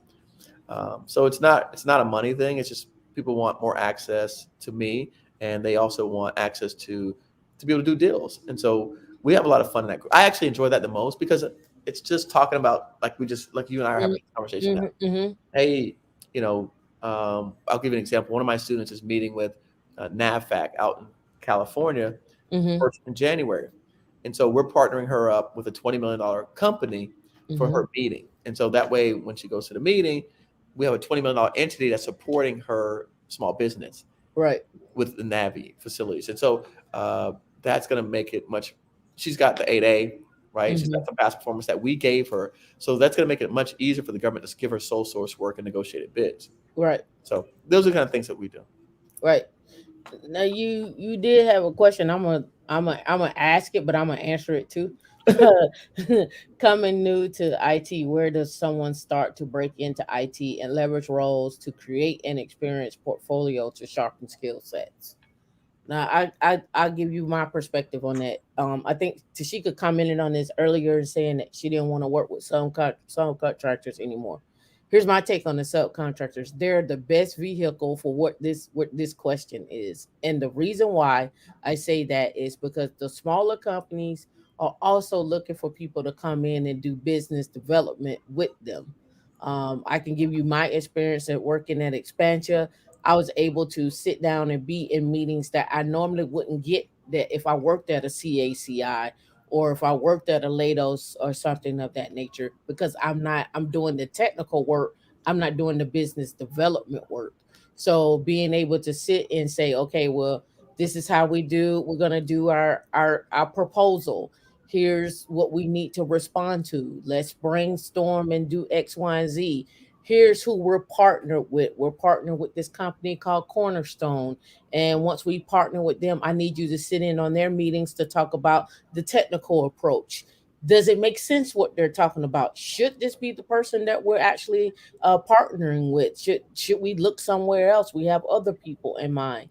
And so that gave me the understanding and the perspective hands on to understand, like, okay, here's the people that they have in place. Here's why. Here's the relationships that they have with people. And as well, here's the approach that I should be taking as well as an example in order to say, okay, let me respond to this proposal. Let me get this contract. So I took what I learned in the class with you, Eric, and was able to apply it and then pull from what they needed as well too on a technical side, which is a little bit more honed in to say, okay, well, this is how I should be approaching on the technical side when we're looking at these contracts for cloud computing and Right. cloud engineering. That's my take on it. That was my experience of it. And then two, the other part of this is when you're working in that capacity, you get a actual you actually get another contract written out with the company that you're working for. So it's saying, for now you're doing business development, we're gonna go ahead and cut you in, 10% or 5% or 3% of the totality of the work. So Right. now that's an extra check, which gives you a little bit more incentive to do work as well too, because now you're getting that money back as well. So it may not be just one contract, it may be four contracts that you're doing extra work on. It's time consuming, no doubt, but it's also a good, like, it gives me a good idea of what how much work gets put into it and what you would need if you started your own business, what that would look like. But I'll let you answer that too. No, so actually, I'm listening to your answer question. I think that your answer also addresses Tashika Holmes' situation with El Cheapos lowballed me.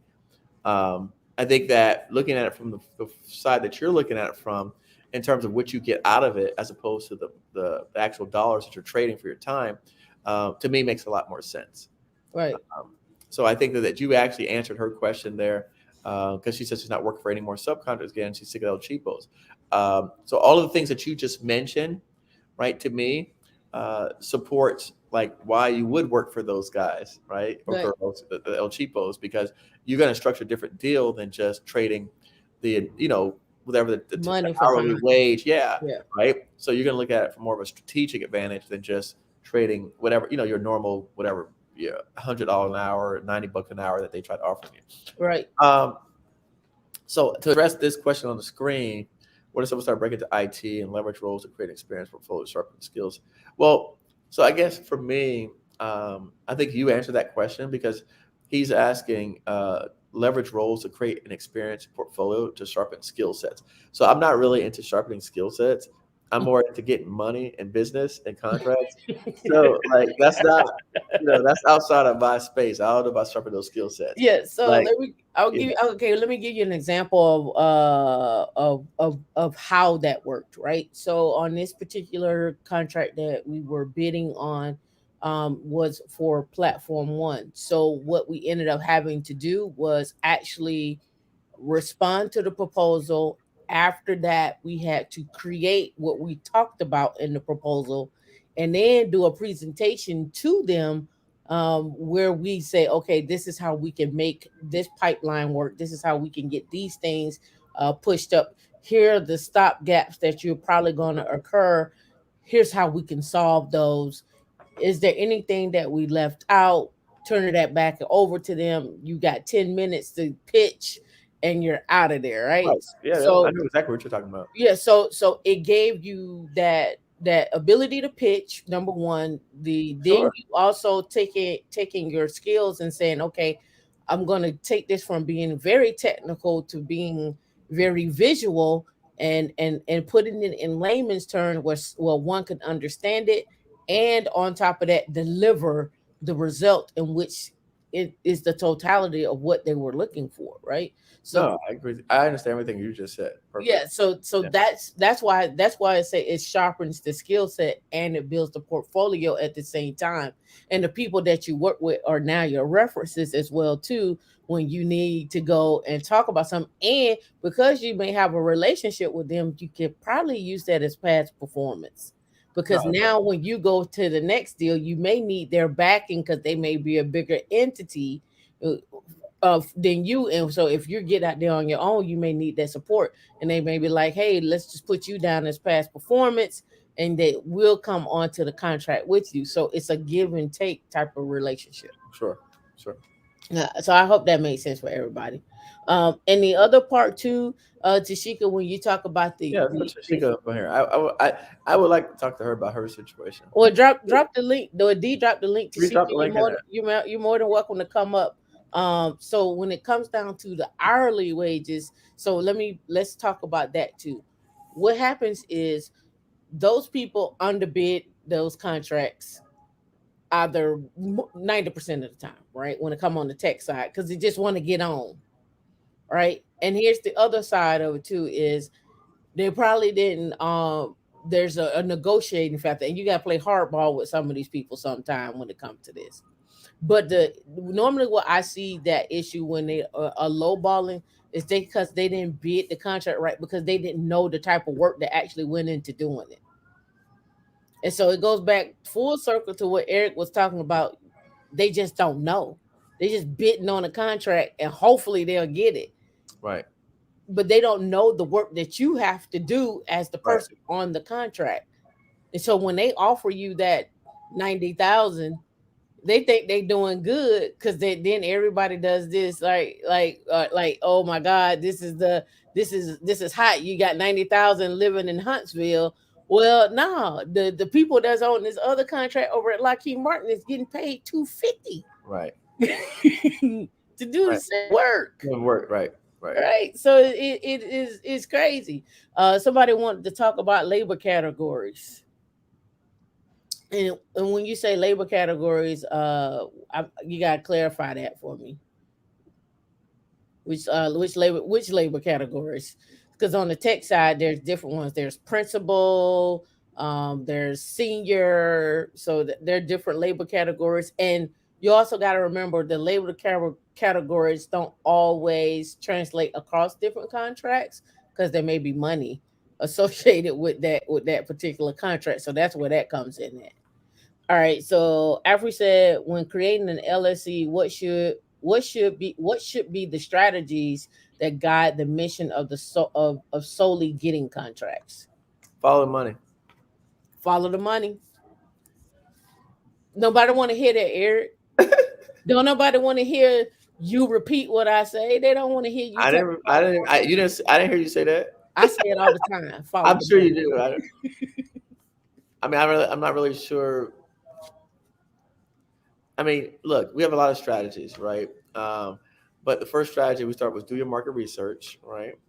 I mean, it just boils down to follow the money. But Yeah. ultimately, if you want to go through a process, we say do your market research, figure out who buys what you're selling, what contracts they have out, what contracts they have coming up. They have the people that you should be talking to, decision makers, program managers, right? The people that write the requirements. Um, Go to where they're at, associate with them, get them to know, like, and trust you, um, and then be ready, willing, and able when they call you. Yep. How's that? Yep. And It's but it is follow the it's money all though. the money though. Just But follow the money, right? It's follow the money and networking and being in the room, be present, right? When these virtual conferences come up, we post them all the time in the Slack group. At least I know I do. I follow them. I get newsletter. NASA is doing stuff every week for people to come in and do work. And They're we're and begging we're and people. we're, and we're gonna talk about the HBCUs, Eric. Did that ever like? I love my people. That's what I gotta say. Look, I love my people. I don't know. I want us to get it together. It ain't gonna happen, Eric. I love my people though. I I love do. y'all. I love my people. But we just ain't gonna get it. We ain't gonna act right. We're We're not not. gonna act right. I Now don't you know see what's the going on. problem that I was having. We're not gonna act right. Yeah. Um, you know, HBCUs, but it's not just HBCUs, Tam. It's I've worked with, even US Black Chamber of Commerce. You ain't gotta tell me. We just I don't know what it is. A lot of people like to do the whole dog and pony show and pretend like they're adding value. And again, I could start picking on a whole lot of folks. I'm going to say this. I'll say it this way. The SBA spends $250 million a year on providing training and education to small businesses to support federal procurement. For the last 2 decades, the number of small businesses has been reduced in certain agencies by as much as 24%. 40,000 fewer small businesses, while the SBA is spending hundreds of millions of dollars a year to service providers to provide training and education to support the mission. There's a problem. And so anyone who's receiving dollars, okay, and we are going backwards, to me, should be cut off. Period. Because they're not producing results. And where in the hell can you go and not produce results and still And get still get compensated? paid. I'm just saying. Where can you do that at? Yeah. And by the way, this is not me telling you things that are not produced, reports that the government themselves are reproducing. These are trials and testimony that Congress is having. These are complaints that has been made in 2009, 2012, 2015, 2017. And so, they recognize the issue, they recognize the problem, but yet they're still doing the same thing. So for me, that applies to all of those guys across the board. Mm-hmm. I don't want to just pick on, U.S. Black Chamber of Commerce.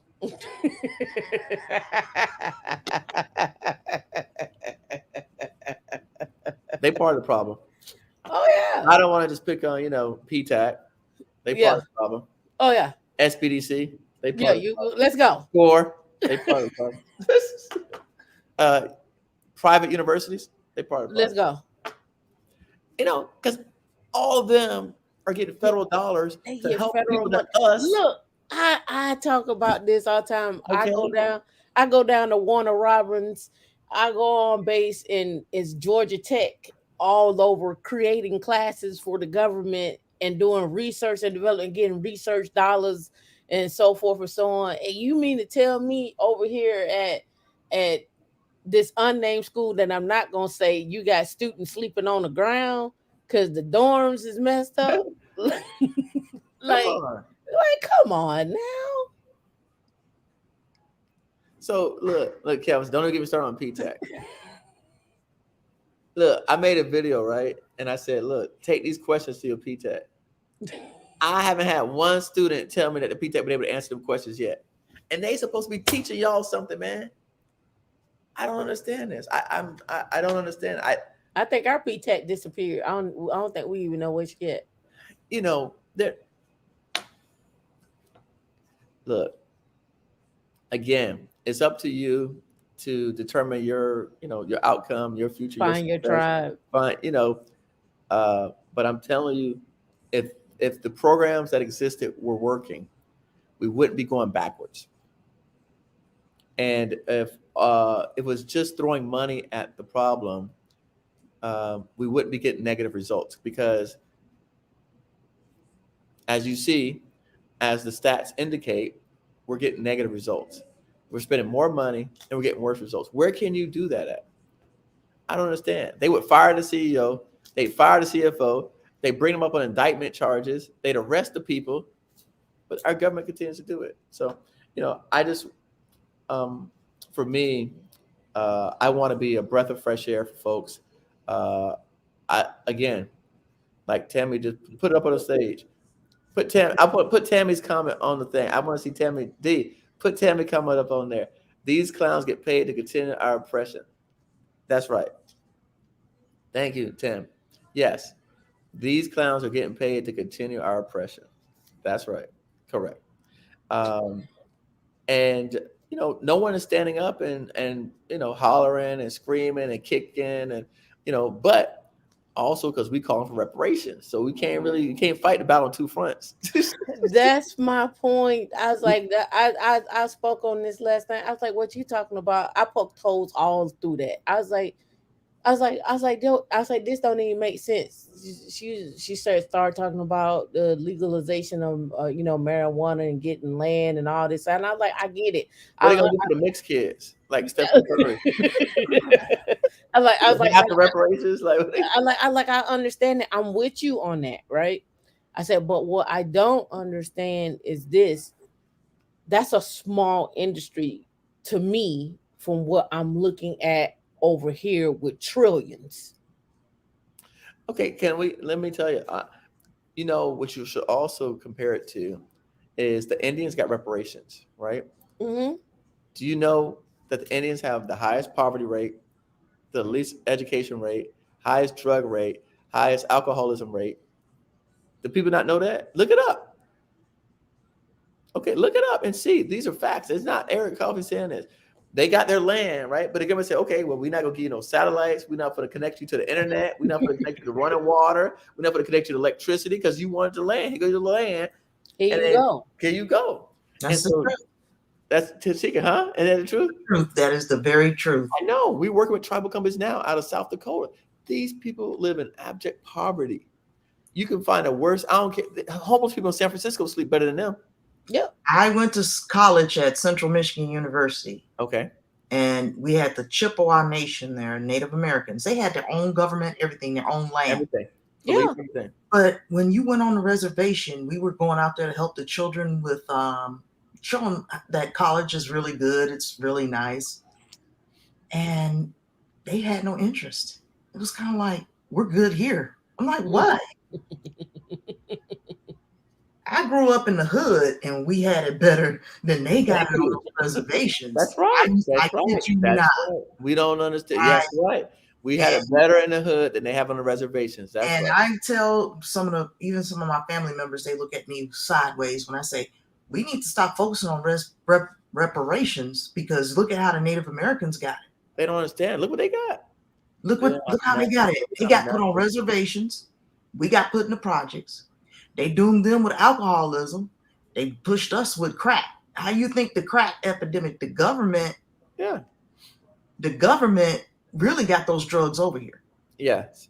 And some of our people that I grew up with in the hood were the idiots pushing the stuff, poisoning their own communities. So, yeah. I'm not focusing on reparations. I want to go to the moon. I want to go to Mars. You want to go to Mars? Let's go. Yes. Let's go to Mars. I want to take me and my dogs to Mars. Okay. Let's go to Mars. Yeah. I'm with you. All right. Let's go. I want to do what Bezos and them doing. Why not? Yeah. Why not? But that's what I'm saying. I think you want to address the comment that she had made earlier about the low wages. Talk to us, Tashika. Okay. Oh, well, what happened was it's a sub under Lidos. I'm like, okay, they're gonna get me for this, but I don't care. And because I see the name. Name on the screen. There we go. But you don't have to tell us her name. Just okay. So you got a sub on the Lidos. Okay. Yes, and Leidos employees are getting all this training. They can get what is that account? A cloud guru and all this other training for free. Okay. Mm-hmm. Our company, we went to them and proposed the same thing, and they're like, "No, but you got to stay with the company for a year if we pay for it," and blah blah. I'm like, "Oh," and then they come back and say, "We don't have funding to pay for it." I'm like, "What's the point?" Mm-hmm. So, Yeah, so did you go to I'm just curious, did your company go to Lidos and ask if they could get like a couple of accounts with a cloud guru? I will put something together and ask them. I mean, I I've, put and the only together, reason why is that I've done that. That's why. mhm, and I did do the same thing, Hmm. and it just comes back as we don't need it. You're just here to get the experience and learn, which is true. I'm getting a lot of experience, but I mean, yes, education that's is the guy. education. But you know, as a small Agree. business, they automatically, Eric, and you can correct me if I'm wrong, they automatically get a tax credit of $5,280 for education for as a small company, right? Uh, but they have to apply for it, and And I don't think they did. I was gonna say that, depending on the company, they don't all know this kind of stuff, so they probably did not, and so it's not something that's just automatically given to anyone.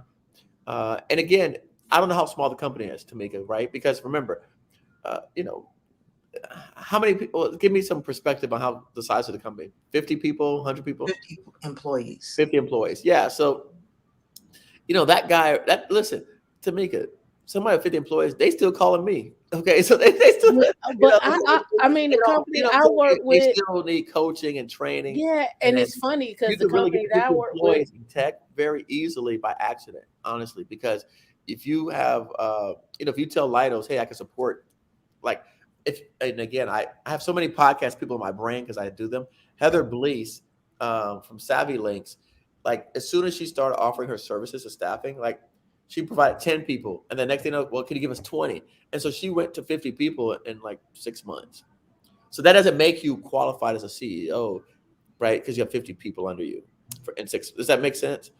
So they don't know. I'm just saying that they don't know all the programs, and but the good thing is that, Tashika, what I've seen, which again depends how you look at it. Part of the complaints that small business make on these big vehicles, particularly GWACs, um, is that those companies like Lidos will steal the small businesses' employees. Yeah. I know. So you might get your benefits anyways. You just like they don't do that, right? You Yeah. might just get them because they're gonna pick the people that they like, and they may end up just contracting you directly for them.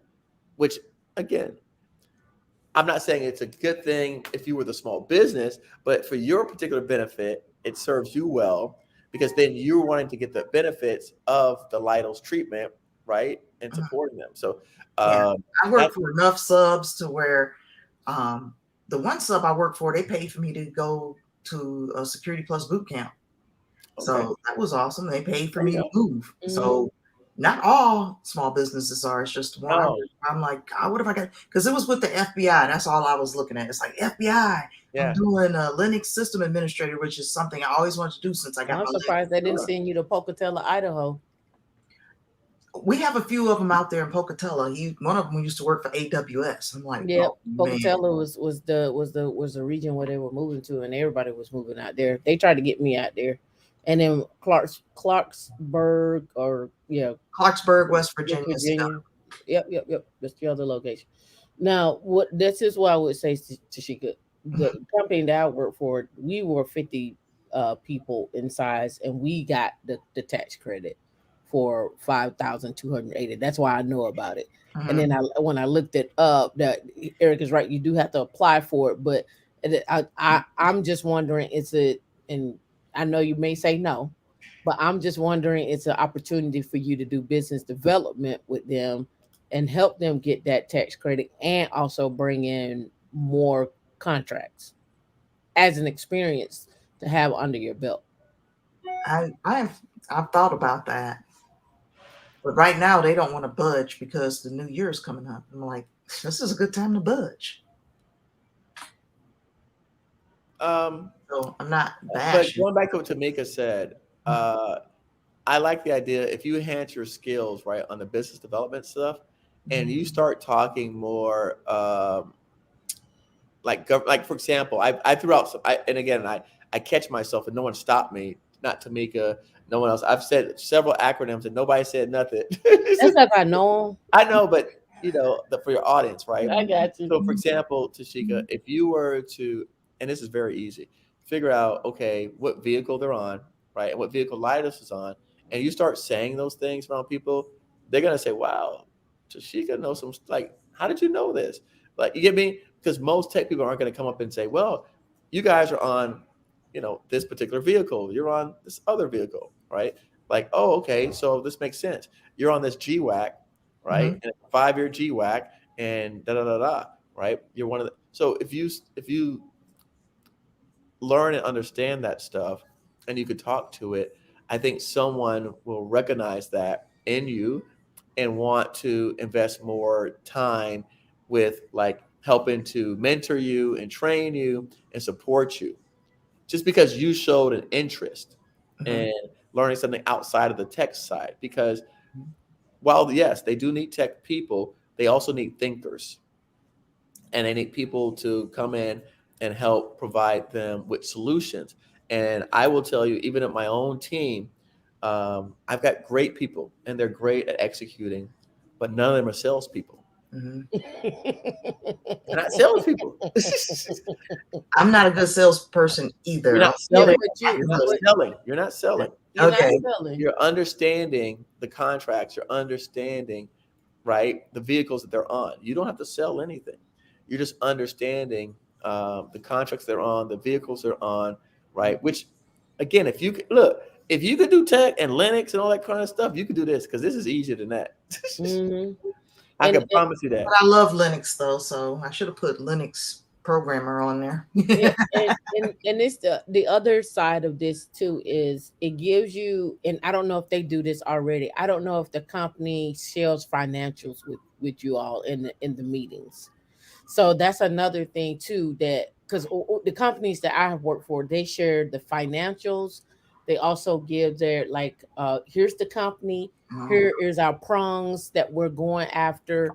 How do you see yourself? What contacts do you have that you can tap into these things in these industries? How can we link people together? And then here's the other part too.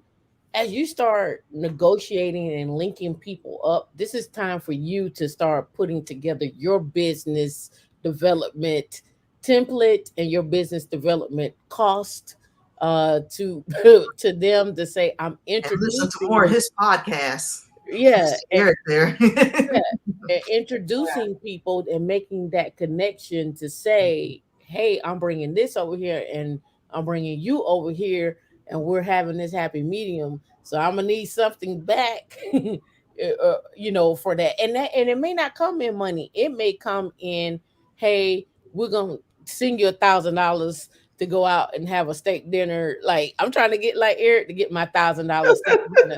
And my mom sent $1,500 and some wine.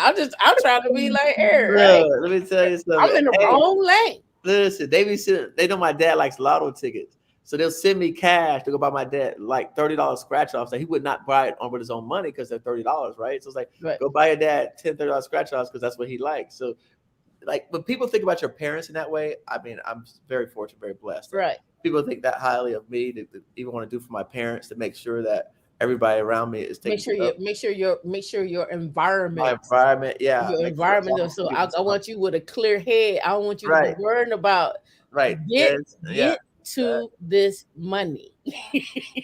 No, it's true. No, it's very true. That's my weakness is negotiating pay.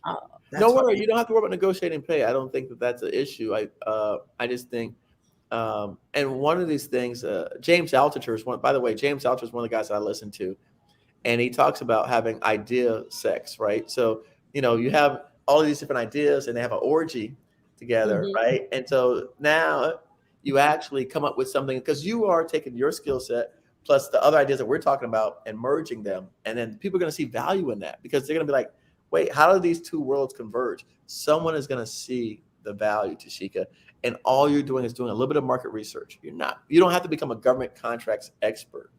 Right. Understand a little bit of market research and the types of contracts that the company is on and being supported with, and being able to talk to that. Right. You can learn it for stuff off my stuff for free without paying $1 to me. Trust me. I don't want your money. And that's why like these guys trying to make money. Yeah, other people, the big people. Look, I wouldn't be surprised if I stopped selling courses really soon, just because I don't want the headache, just because I'll be doing so much more on this other side. Just supporting people's a lot. So I did this because people asked for it, not as a money making business. Because again, I actually do contracts for a living. So, I'm here on the show while I'm in town having meetings about contracts, not about courses. So it's just different. But I think that, I would look into that. I would try and understand a little bit about it. Yeah, I would ask them about the business side of it. Like, who's the proposal writers? Do they have a team of proposal writers? Do they outsource it? What's the next contracts are they going after? What are they looking at? What kind of revenue do they want to bring in for the next year? Where do they see the company going? These are talks that they should be having, so where they're going. Or listen, you know what? Make a recommendation. Hey, have you guys ever looked into this channel? Have you looked into this podcast? This guy talks about companies that do have 100 employees. We only have 50. Maybe you should listen to that. Hey, I met this guy on a show that I was on, and he says he doubles companies' revenues. Maybe you guys should look into it. Okay, people come to me from billion-dollar companies. Like, my slogan is teaching small companies how to win large contracts, right? Extraordinary people how to win. So I had a guy that said to me, I know your slogan is helping small guys, but I'm in business development for Floor Corporation, which is a multi-billion-dollar company. And he goes, you're also teaching me. And I didn't even realize that, because that wasn't my audience. But he said that what they're learning from their corporate is at such a high level that they don't even understand the programs and how they work. So maybe even if you introduce them to something like me and what we're doing in my podcast and some of the shows that we put up here on the list today, that might even give you some brownie points, because it shows that you have an interest outside of like, I want my X dollars per hour. It says you're thinking for the company. And I mean, people reward that, believe it or not.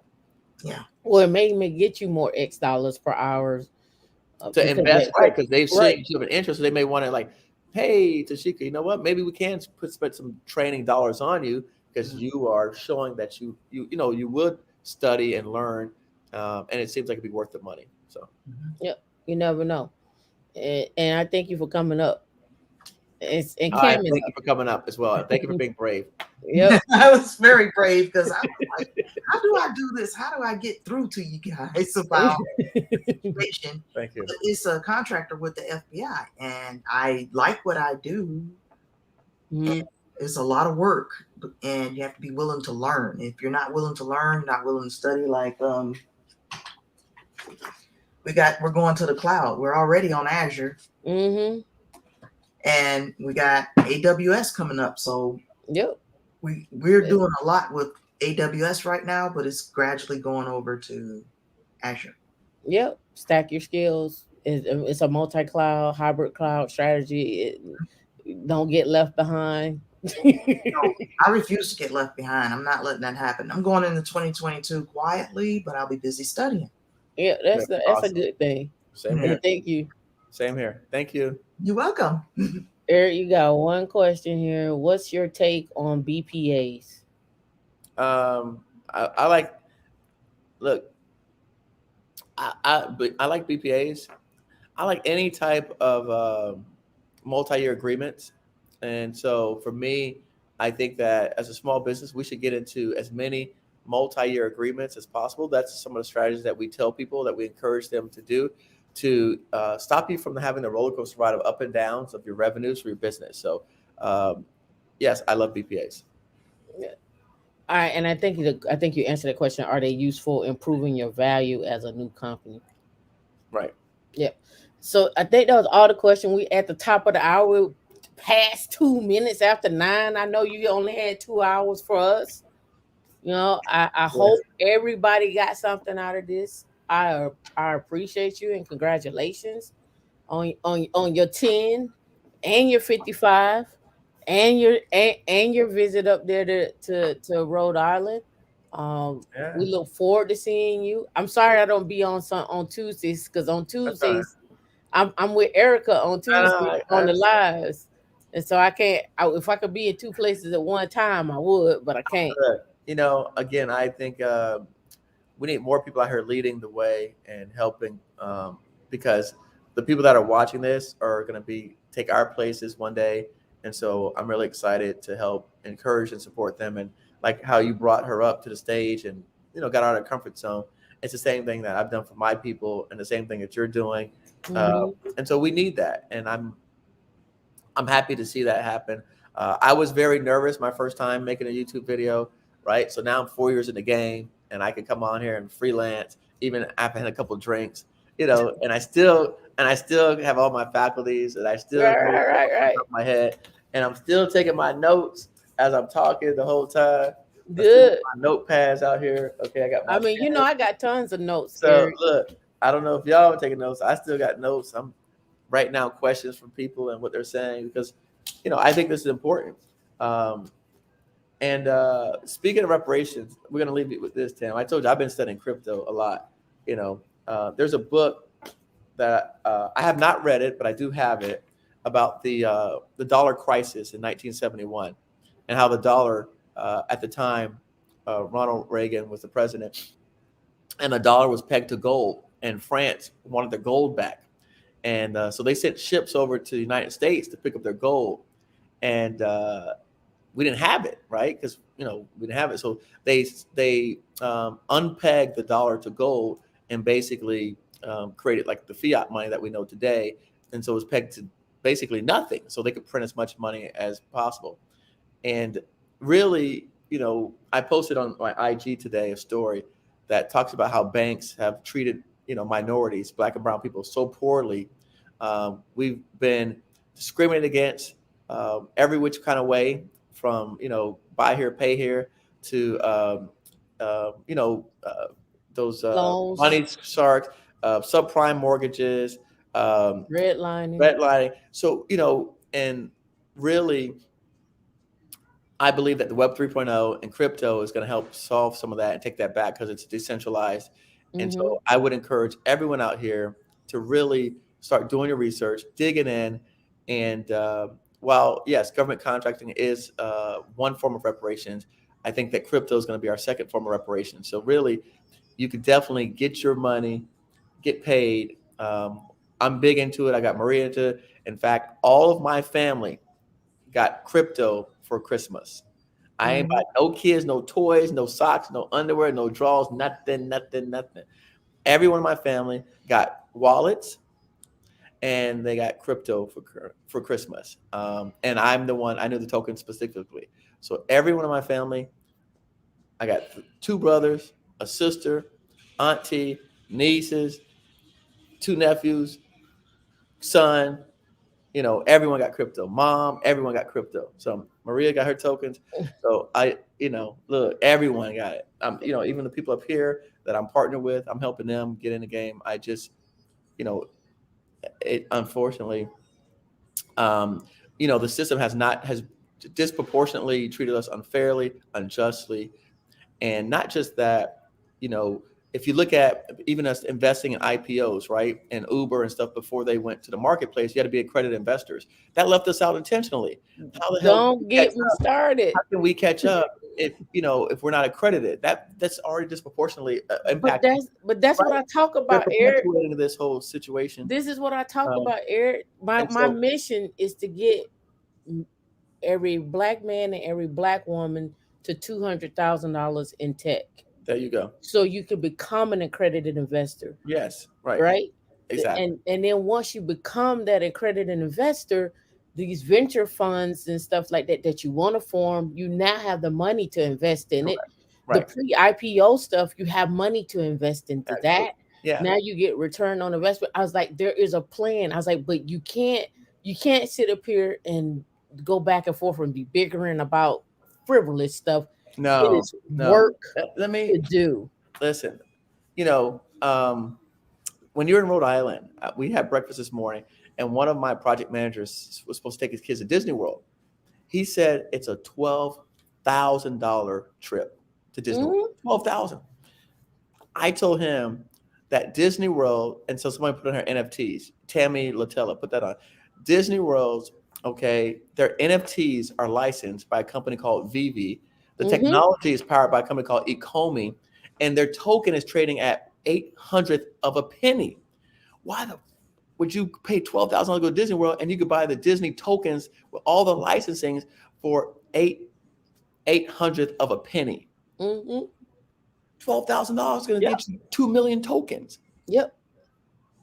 So, but again, we have to change our thinking because we don't see money as a utility. We see money as something to be wasted, to be thrown around, to make it rain in a club, to buy Versace purses and all this Gucci crap. And it's opposed to an investment vehicle to create a moat around our families and our future to secure us so that we can have the freedom to make decisions. So we can do like I did, which is come up here on a last minute flight on a last call, right? And be here on a Tuesday for a 2-hour meeting and then fly home Thursday and be on your show for 2 hours at the same time.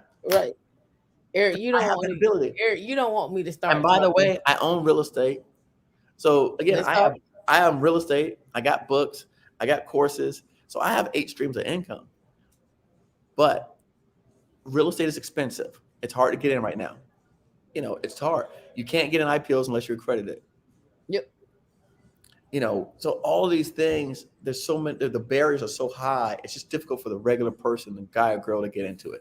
So I just want to leave people with that. Because I'm gonna add to that. So we started actually I'm partnering with somebody else on this to start learning rust and solidity. And here's the reason why. We had a guy on from X4 Technologies. The all they needed was people to understand rust and solidity. They didn't need to have a college degree. They was paying off the rip $300,000. The blockchain leader position started at $700,000 to $1 million. Thank you. Right. So when I'm talking about this, I'm looking at this like, why we can't get the money? What we're talking about? What is the problem? What's the problem? We need to get to the money. How many people do I need to get riled up, put them together to go get this money?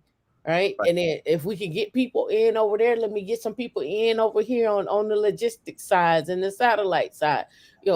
We need people everywhere. I just try to bring forth where the money is at, so you can get in it. That's it. You can get in it. So I just dropped that in the chat. Again, it's not investment advice, but if this company is partnered with Warner Brothers, Marvel, Cartoon Network, Disney, CBS, these are all trillion-dollar industries. Star Wars, like DC Comics. Look, do your own research. Take a look at it. They've got over 100 licenses with the biggest brands in our country to license to actually create characters for Web 3.0. I don't know about you, but again, if you're going to spend $12,000 to go to Disney World, I would spend like $8,000 maybe. Put $4,000 over here. I'm just saying because $12,000 is going to be gone. Hey, I had a coworker. Look, I had a coworker did the Disney Alaska cruise, and he took him and his wife and son on the cruise. They paid $40,000 to go on the cruise. $40,000 to go on the cruise, right? $40,000. I hope that kid don't cuss him out one day and say, "Dad, I hate you." You might, All right, let's get out of here. Look, you guys be great. Thank you, Tim. I appreciate you, and Maria. I see you in the chat. Yeah, D still in the back. We appreciate you, Eric D. If you want to come up and say goodbye or whatever, we're gonna stay on after you, Eric. All right, no problem. But I want to make sure that everybody got all their questions answered and so forth. I appreciate you for your time, Maria, as well too. Follow Eric on at Govcon Giants. You got your Eric Coffee on YouTube. Yep. Are you still doing Govcon Giants as well on YouTube as well? Yes. Yep, we're still doing Govcon Giants. Yeah, we're doing Govcon Giants. I put Govcon Eric because it's shortened. for people. Okay. So all of my links are Govcon Eric. It doesn't matter. Listen, you can't miss it. But yeah, if you want to follow like the Twitter actually is really good because I do share a lot of my like the stuff on NFTs and things like that. So my ask for NFTs, I share that on there. But if you want to learn about actual crypto investing, James Altucher is who I recommend. James Altucher, he's a frequent guest on CNBC and MSNBC. He was talking about Bitcoin back in 2013 when it was like $8, and they thought he was crazy and trying to do self promotion. So he's been studying those guys, and so it's and Bitcoin is big in Miami now. Oh, Bitcoin! Listen, Bitcoin. Miami has their own token. All the currency conferences are down here. Yep. So yeah, it's huge in Miami. But it's actually like you said before about the blockchain. Bitcoin and crypto is solving a lot of solutions that tech needs, anyways, right? Through the blockchain. And so even now, Tammy, I saw that part of the whole zero trust is using a solution that comes out of crypto. Yep. So again, all this stuff ties together. And I think we, like the person mentioned before, we can't be one dimensional anymore. No, you can't be one dimensional. It's just not enough to learn one skill set. Nope. You've got to learn it. And I preach this all the time. It's called what you're talking about is called the T shape. So you'll have, it's called the T shape. So you'll have all these different things that but maybe you specialize in one thing. So it's called the T shape, right? People tend to hire people.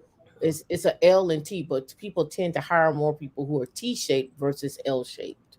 So if you're T shaped, you have a general knowledge about a lot of things, but you may go in depth about one thing. So maybe your one thing is understanding Rust, but you understand Python, you understand Ruby, you understand Cloud, you understand all these other things.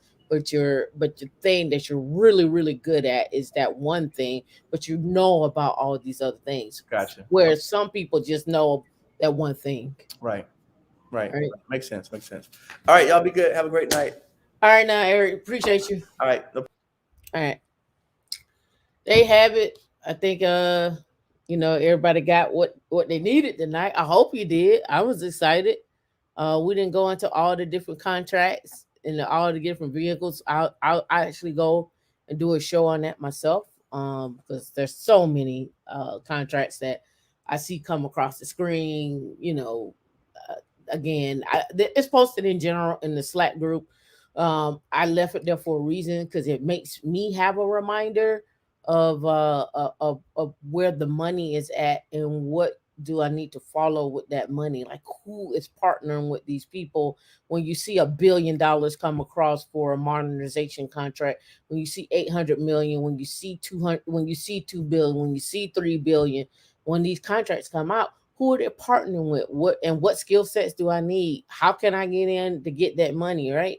It's so again, everybody's like, oh, it's not all about the money, it's about your skill set. It's about both.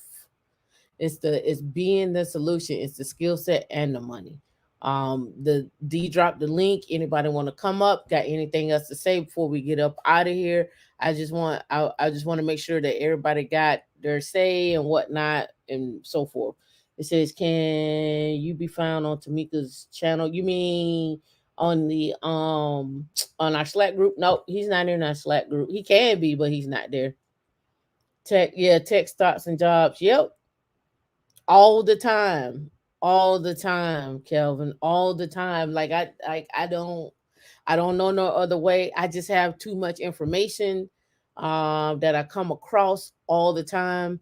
I'd like, if you leave it up to me, I would do this every single day. I would do tech stocks and jobs every day. And that's why sometimes it goes over to an hour and a half, but I can't because D be tired.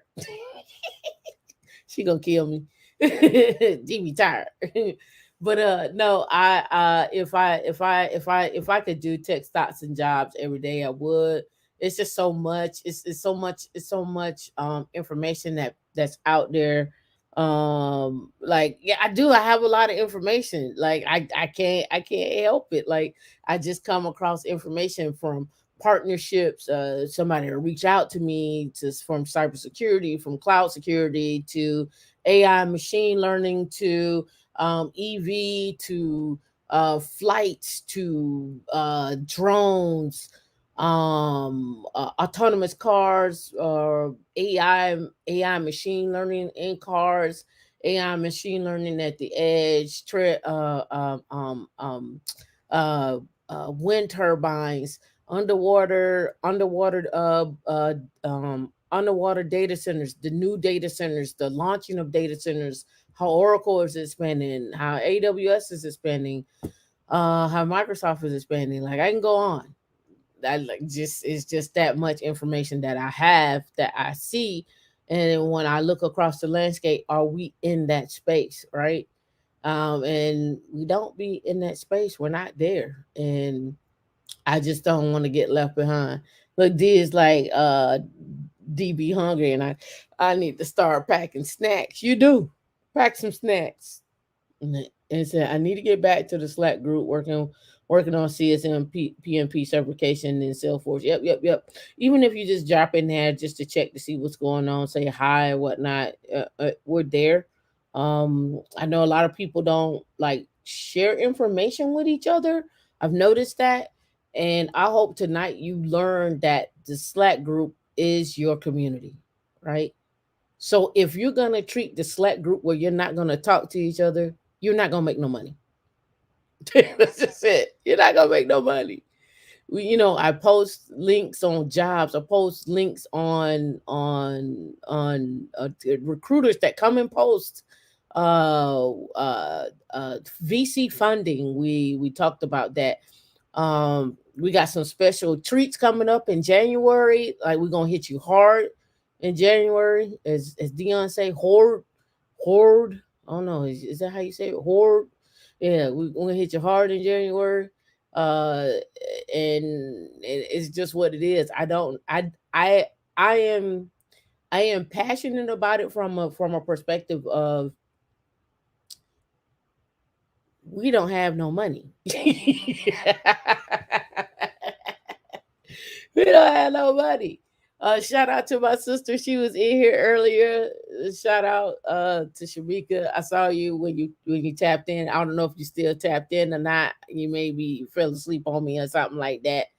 But uh, I was talking to her today, and we were talking about the U.S. black family, the white family. The U.S. White family was worth $188,000, and the U.S. black family was worth something like $24,000. Right? It just like, again, how can we be better, right? Tell me what we need to do better. Tell me what women in Linux need to do better, right? We're always looking for room for improvement, but tell me what we need to do better, right? And tell me what we're missing out on stuff. I mean, I know we can't cover it all, but I try. I try.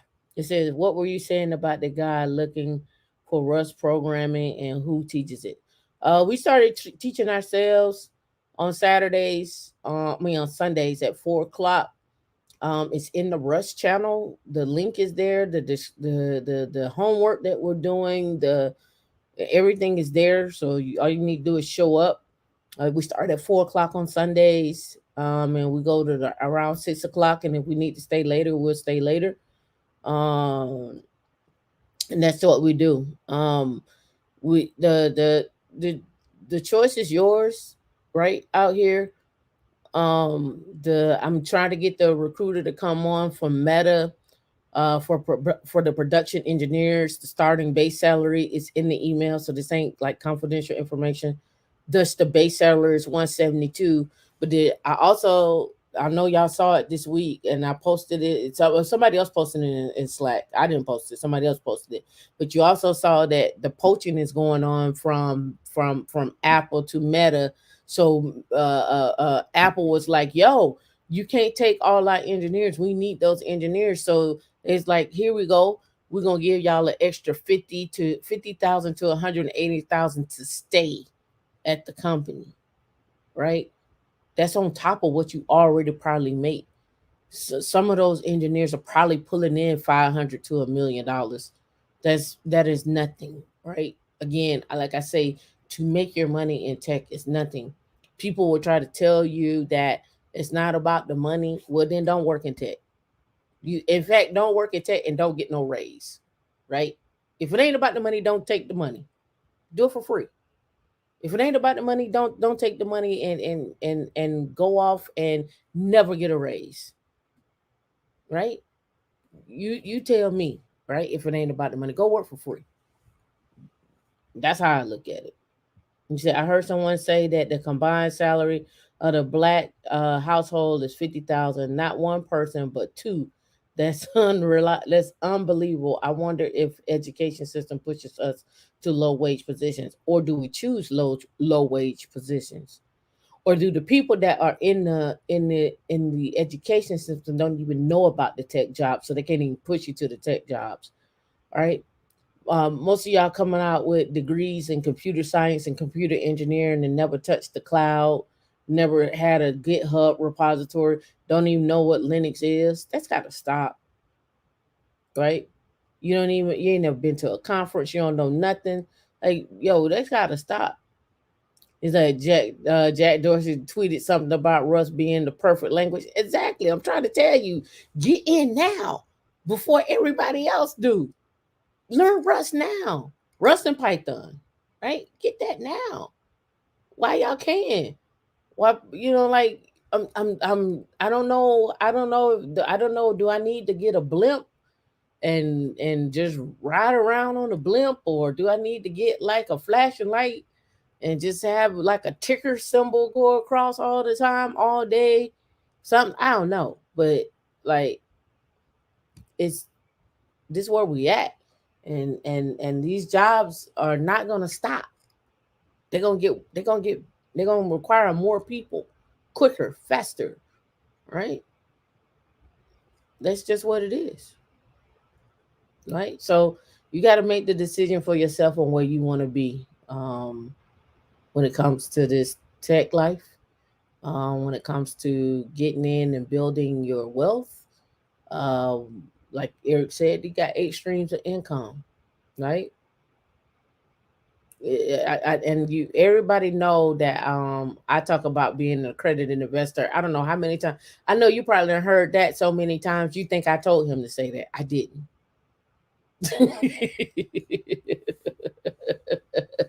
You know, he's not the only. You know what I'm saying? Like, we I'm telling you the game and how we see it. So man, but you got to get on it. Um, today's guest was one of the best guests on the platform. He's one of the best guests. I, but Eric is a social person too, so it's easy when you can get people that are naturally used to speaking to people in front of people and can be down to earth, whatever.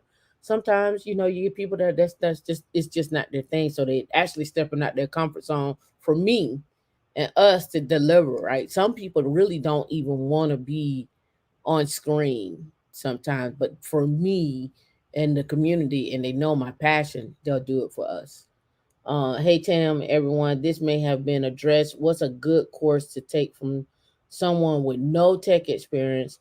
I have no idea where to start. Black Dallas, I talked to you earlier on Anton Daniel's show, and you dropped Ansible, Terraform, and so forth.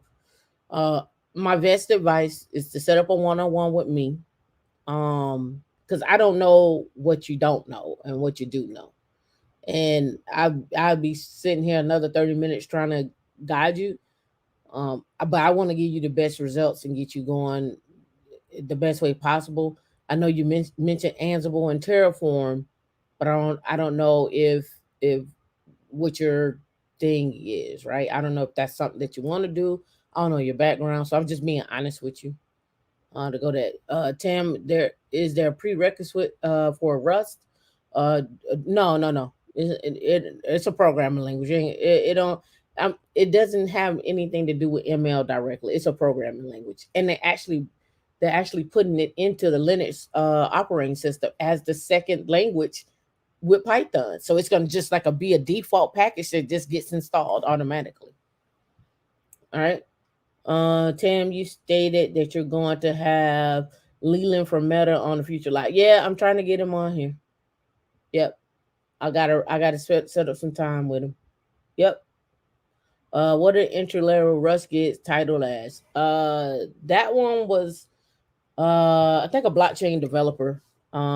If you go back and look at and Dee could drop the link from the X4 technology. But if you go on Indeed and look up blockchain Rust as two keywords for search, you'll get that. Um, Thank you for subscribing to Eric's channel. Don't forget to like and subscribe over here. Share this content. Share it with people, right? A lot of people ask, do we have a Patreon? No, I don't know where I will find time. I do have a Patreon. Let me take that back. But it's finding the time to do content, right? And make stuff exclusive, drop it, do this, do that. It's work. Can a person pass start and just begin learning Rust without the RHCSA? Yes, but then the question will become: do you understand the command line, and do you understand what's going on when we're talking about the code is being compiled or the code is being built, or do you understand what's going on when we're talking about uh, uh, it needs this particular library and so forth? So there's some nuances that you need to understand just as a baseline and understand how operating system works, right? Uh, I guess I schedule my test I don't know why people are scared to take the RHCSA. I hear everybody saying like, "Oh yeah, I'm going for my cloud computing cert." Well, yeah, that's great. And underneath that, you still need to know Linux and some type of automation tool, cloud formation, Azure DevOps, Terraform. And then you still need to understand how to scale up, scale down Kubernetes, K3s, containers, container security, DevSecOps pipelines, databases. I can go on. But those are all fundamentals of so many different positions and so many jobs.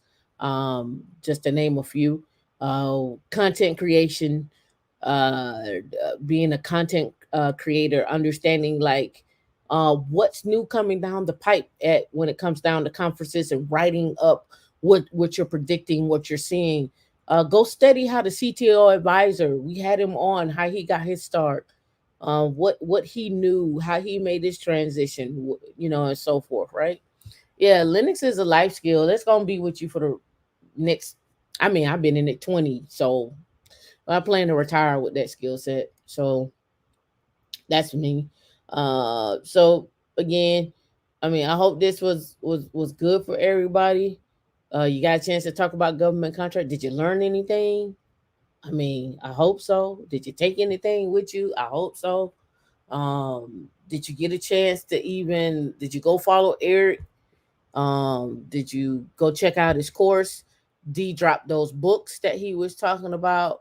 The live chat should come back up and you'll get that information in the live chat on the coin that he was talking about. Do your research. This is not financial advice. We want to make sure that you understand that. As well as when it comes down to uh what your next move is, right? What is going to be your next move? Are you going to sit on the sideline and wait for somebody to tell you something? I already told you we're in a global fight when it comes to jobs, and they talked about it on this other video I was watching the other day. They was like, we haven't seen this type of presidents before when we're talking about this is a global fight that we're talking about, like Web 3.0, Rust, K3s, um, edge devices, the telcos, OpenShift, OpenStack, Rancher. All these things are are now, right? And when we start looking at what your kids are gonna be doing. Like we didn't talk about the metaverse at all. What your kids are gonna be doing and using, and how they're gonna learn, and new platforms and stuff like that. We're in a evolution. Like they already said, like the big wealth transfer, right? So baby boomers are leaving positions. Gen X, because the baby boomers are the richest. Then after that, it's millennials. So Gen X got crushed in between that. We poo poo for the Gen X that's in the group, right? We poo poo, right? We the squeeze generation. We're in between. I talked about this on Saturday. Um, but here's the one cool thing about it: you don't have to stay that way. Um, there are 11 million millennials. There's 8 million Gen Xers. But the value of those Gen Xers and millennials don't have to stay that way. We don't have to see the black wealth be zero in 2053. We don't have to sit up here and contend that the average black man makes 42,000 and the average black woman makes 32,000 and a combined total, right? Like we're talking companies paying $180,000 in a not a sign-on bonus, but in a bonus for you to stay vested over 4 years on top of your salary that you're already making. Right? So the choice is yours. I don't know if anybody's behind the scenes, D. And anybody in the background. I mean in the back. I don't think it is. Nope. D says nope. I don't know why people don't like to come up on when I'm talking. I don't know. I can't give you the Omarion from where I'm at.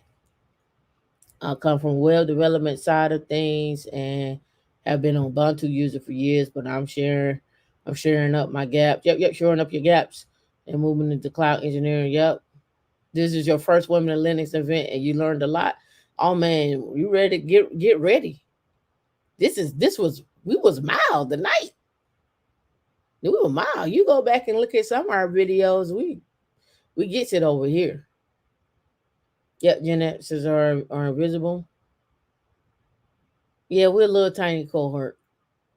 Yeah, we get it over here. When it comes to information, anybody who knows me knows I can go on. Yeah, this is light work tonight. Tell them, Kelvin, you already know this is light work. We didn't even get into. I didn't even get to. Just let me do this one real quick. Because if not, it's gonna bother me. And make sure you all go sign up for the Slack group. And also get the lights up for what we've been discussing and so forth. And I'm gonna pull this one up so you can get a chance to see why these things pop up inside the Slack. They're actually conversation pieces, but I don't think nobody pays attention to them because they're like, I don't know what to do with the information. But I think after tonight, after you've seen Eric on the channel, you should know what to do with that information. Like that should probably trigger you, right? With that information, right? And let me pull. Okay, I had the wrong numbers. Let me pull this up right here. I had the wrong numbers. I undervalued it. All right, D, pull that up. All right, this is the one I was talking about right here, and I showed this on our Saturday show. It wasn't 1 billion; it was 2.6 billion. The IRS plans to award $2.6 billion app contract in Q1 of fiscal 2023. Right? And I talked about this. So they got a EDOS came out of the expectation that massive legislation will require IRS to modernize assembly code language, and I talked about this. Based systems dating back to the 1960s while delivering new web services, cloud-based solutions, according to the slide deck at the agency on Thursday, right? Industry Day, right? It says the level of effort for this agreement is anticipated to have a total contract ceiling of 2.6 billion over 7-year period of performance. 7 years you could be sitting on a contract. 7 years you could be sitting on a contract. Nah, it's not too late to catch up with Rust. Contractors will be expected to provide across 6 key areas: project and program management, agile portfolio, DME, sustainment and OEM, upgrades and configuration management, and transition services. AD methods will include waterfall, agile, and DevOps. I keep telling you, DevSecOps is your gateway to any field you want to go into. Um, it's just what it is. Additional contractor skill requirements will include experience in developing fraud detection tools, identifying tax fraud schemes, daily usage, so AI, machine learning, right? AI, machine learning, working on the back end. How do I do detection, right? Creating products for to sell to end users or companies so they can identify fraud detection and then partner with the IRS, right? So now we're creating products and that company is now partnered up with X, Y, and Z back to the IRS and going from there, right? So those are the things, right? Bring them on up. Bring them on up. So those are the things we're looking at. What's up, Alex? What's going on? How you feeling? I'm awesome, man. Yeah, it's nice to be on here finally. I've been a supporter for all these years, you and D, everything y'all been doing, and it's just good to finally join in. So I had to shake off my stage fright and join y'all. Come on up, man. We appreciate you. I appreciate it, definitely.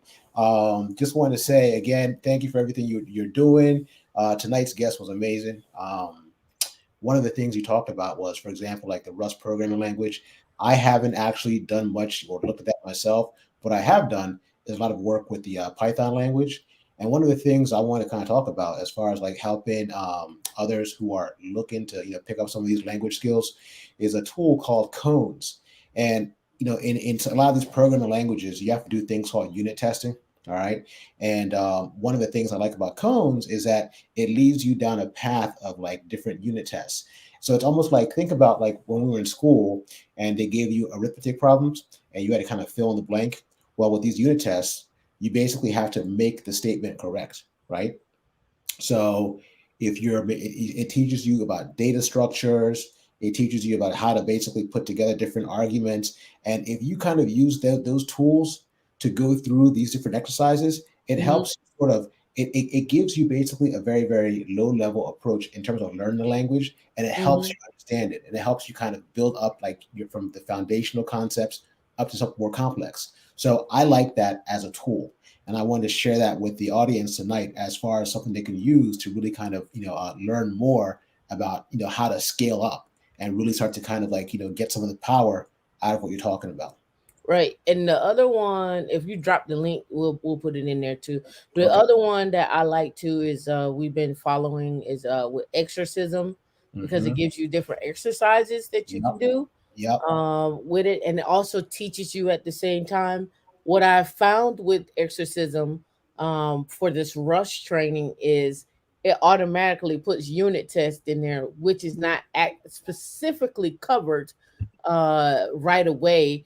It's just so happened I read other books and then I went in back and looked at exorcism and said, oh, they're automatically doing unit testing, which is what I like about Rust, because Rust actually shows you how to do your unit testing for your own for your code as well, which comes into play when we're talking about, hey, I got a pipeline and I need to test my code, make sure that it doesn't have X, Y, and Z errors in it and so forth, and then doing linting and we can go all day long with the pipeline situation, but when it comes down to the exorcism and the way the book that I'm using, that I'm following, I think it makes it easier for somebody who's never seen Rust before. The book from O'Reilly got fast really, really quick.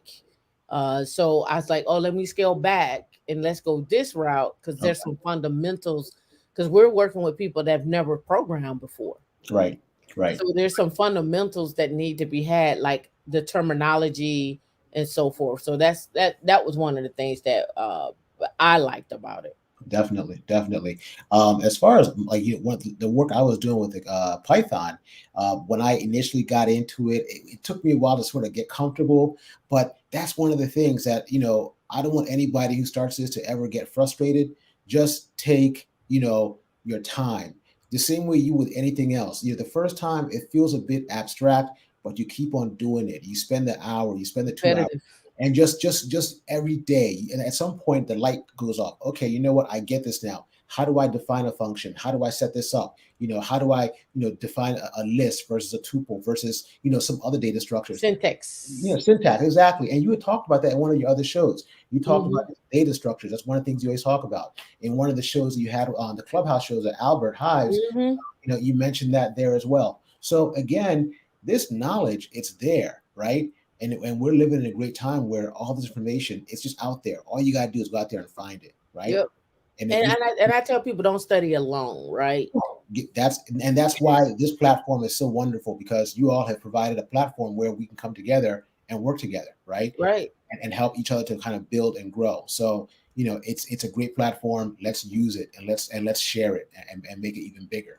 Right. And because at this point, right, when we look across the landscape, you already know, you in the DMV, you already know what I know, what it's like, in the DMV when we get in certain parts of tech where it's just milk. It's true. And that's another thing I want to put out there. One of the things, like somebody had asked a question in terms of a while ago, is like, how do you get into the industry if you're still new? The way I came in years ago was, I was going to school for something different, and I kind of came in through the back door, years ago. Like we're talking about 20 years now, right?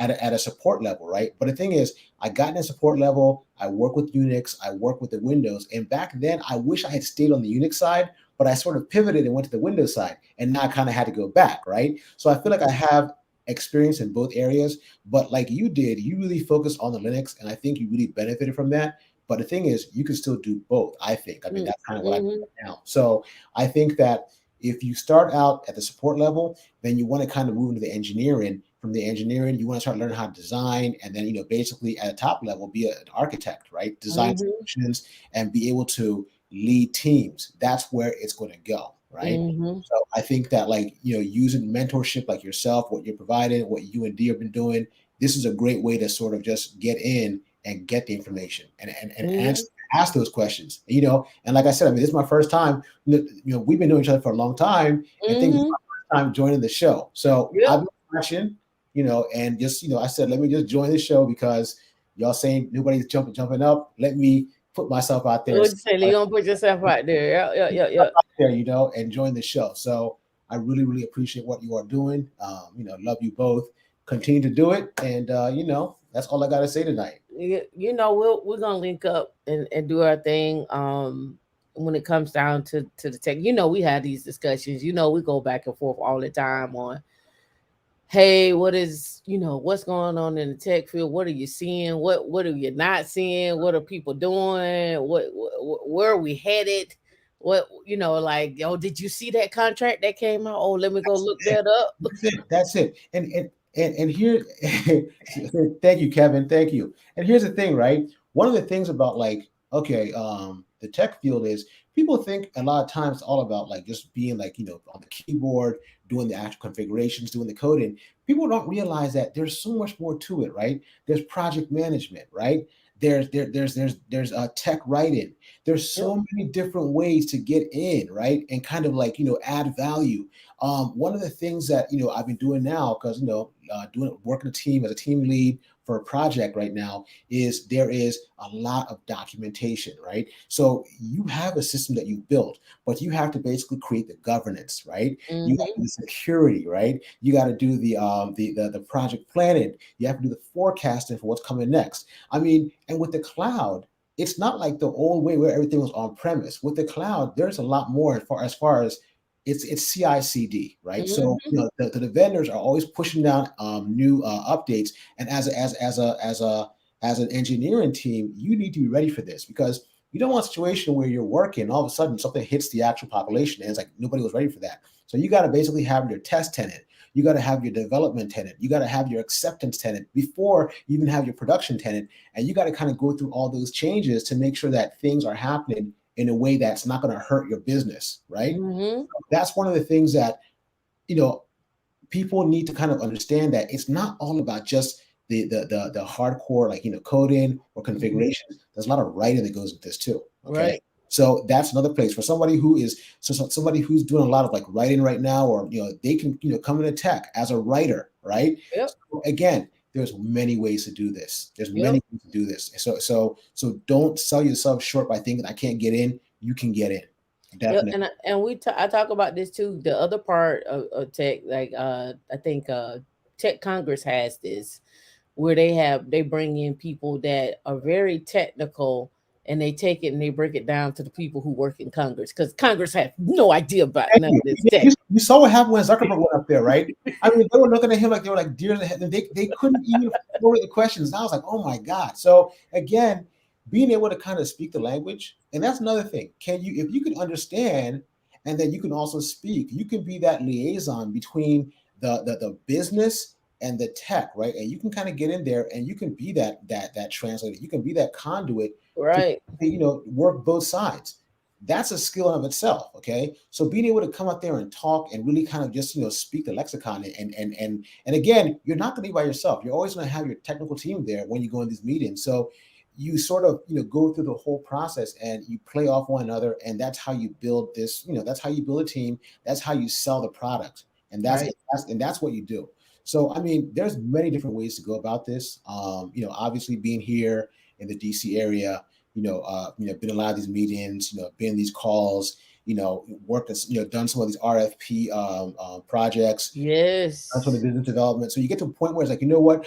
I've seen it so much from the engineering side and from the actual tech lead side. So you almost think to yourself, well, what is it that they're doing that I can't do? Nothing. Exactly. So you got to step out there, you set up your own entity, and you get with other people who are like-minded, and you build, and that's how you grow, and that's how you get that piece of the pie that you and Eric were talking about earlier. It's out there, And I've worked for some of those agencies before, so I was like, okay, this is out there. They're doing this trading, and we're not getting it. Come on, that's crazy. Exactly. And not only that, a lot of these agencies, they just keep going back to the same people because don't nobody else contest it. That's it. They don't have nobody else to contest it. That's it. They go back to the same agency. It's the same players. And then what ends up happening, I'll tell you this, what ends up happening, and everybody, please pay attention, okay?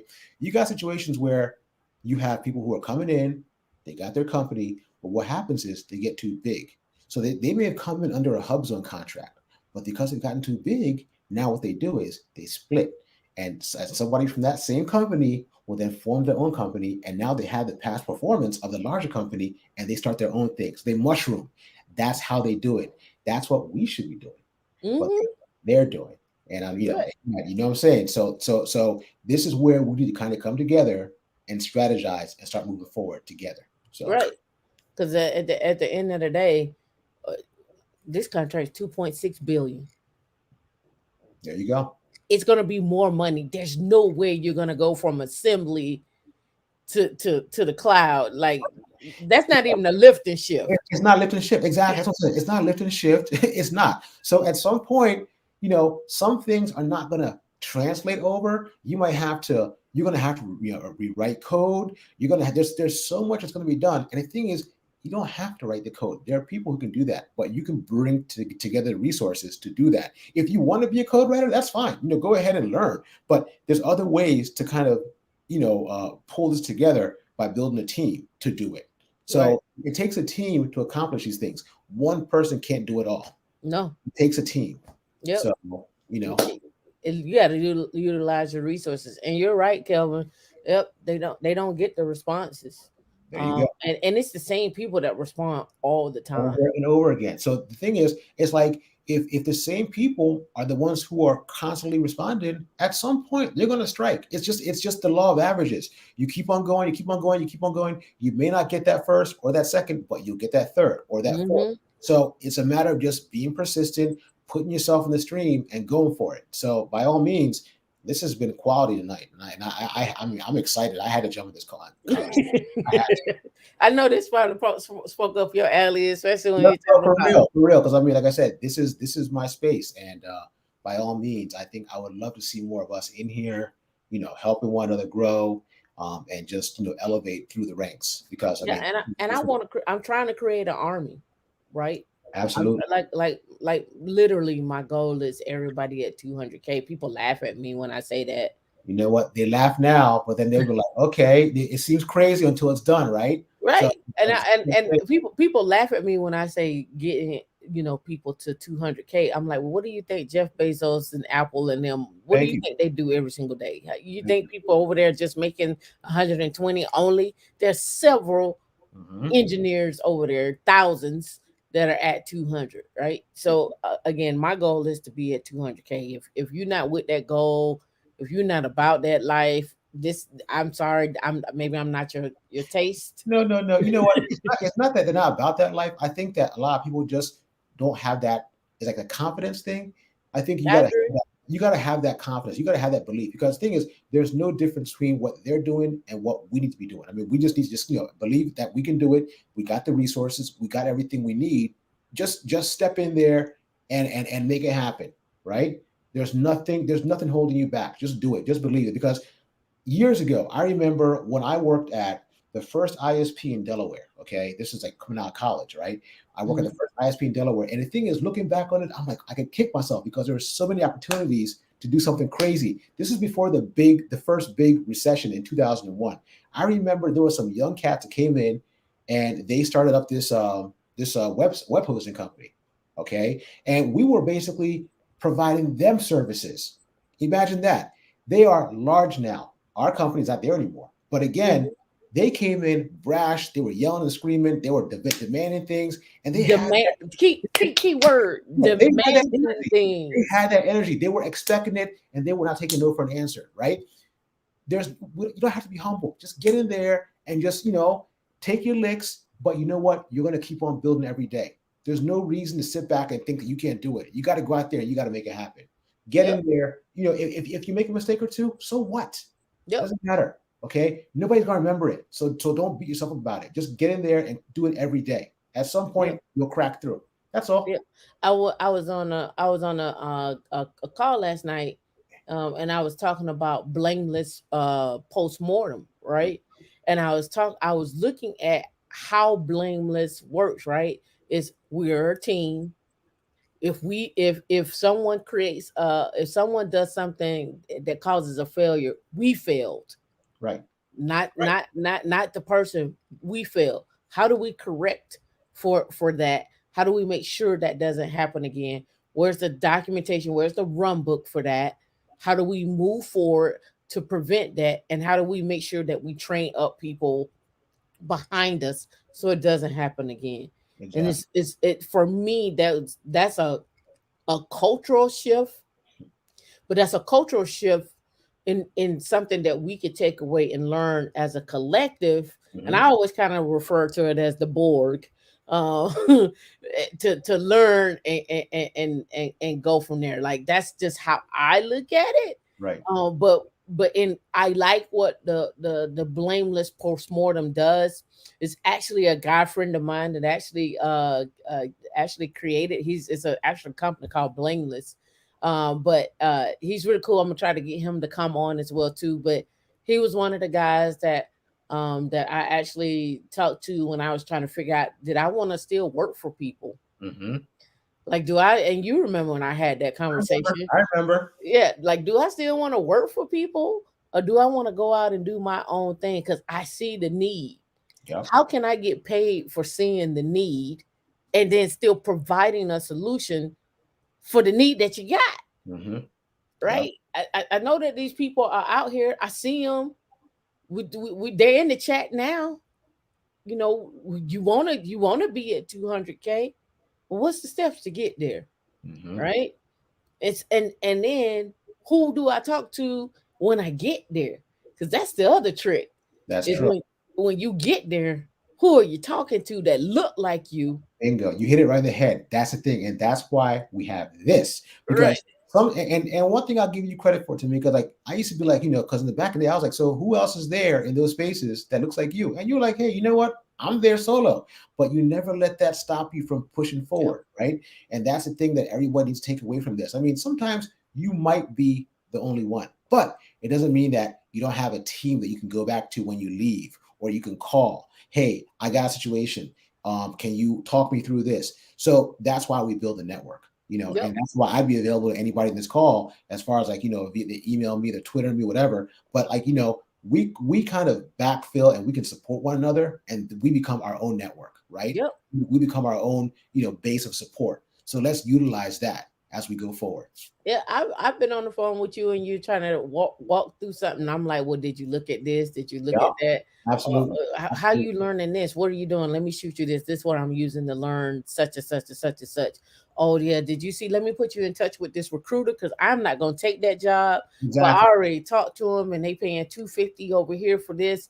Let me shoot you this so you can go over there. And if you don't know somebody, send it to your homeboy in Atlanta. Exactly. Just let him see if he can get that job, whatever.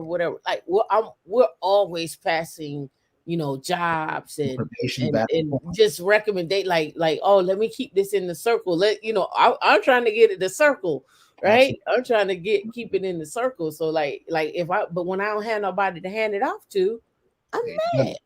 And that's why I said, let me stop here, because you always talk about this circle. You always talk about your people. And that's why I was like, you know what? Let somebody see one of the people who you've, given information to, right? Yeah. Again, I've been on the other side of where I've been doing the working for the companies, and I kind of watched you as you kind of made your way to where you are right now. And I'm saying, hey, you know what? Why not? Why not step out there? So, I've built a team, up here, and we're kind of taking those steps to sort of plug in, because after all these years of being in this space, there's no reason why I shouldn't be like, taking some of this and helping to build out. So that's where we are right now. It's a new year. It's now or never. So we're going to go ahead and make it start happening. Yep. Now or never. The contracts is flowing. Money is looking nice. Straight up. You might as well get that. That's it. You might as well get that. I think we had a question up here, Alex. It says, how many hours do you guys dedicate to learning a new language, and how do you structure your learning day? Well, I mean, as for me, what I've been doing is I may typically, because I sleep, sometimes I sleep at odd hours, but what I'll do is I'll typically wake up in the morning, probably 6, 7:30, and just go through some examples, do some testing, do some reading. And the thing is, I'll start out the day that way.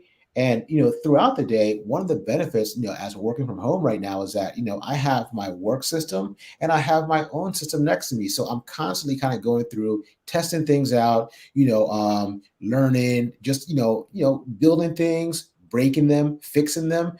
One thing I like to tell folks is, with all the cloud technology we have right now, you can go ahead and spin up your own test environments, right? Spin up a test environment, learn how to build the machines, learn how to take use of the different workloads in these test cloud tenants, mm-hmm. right? And the thing is, when you do that, it gives you a way to sort of have that comfortability when you start to see job descriptions come through where they're asking, well, can you do this? Can you do that?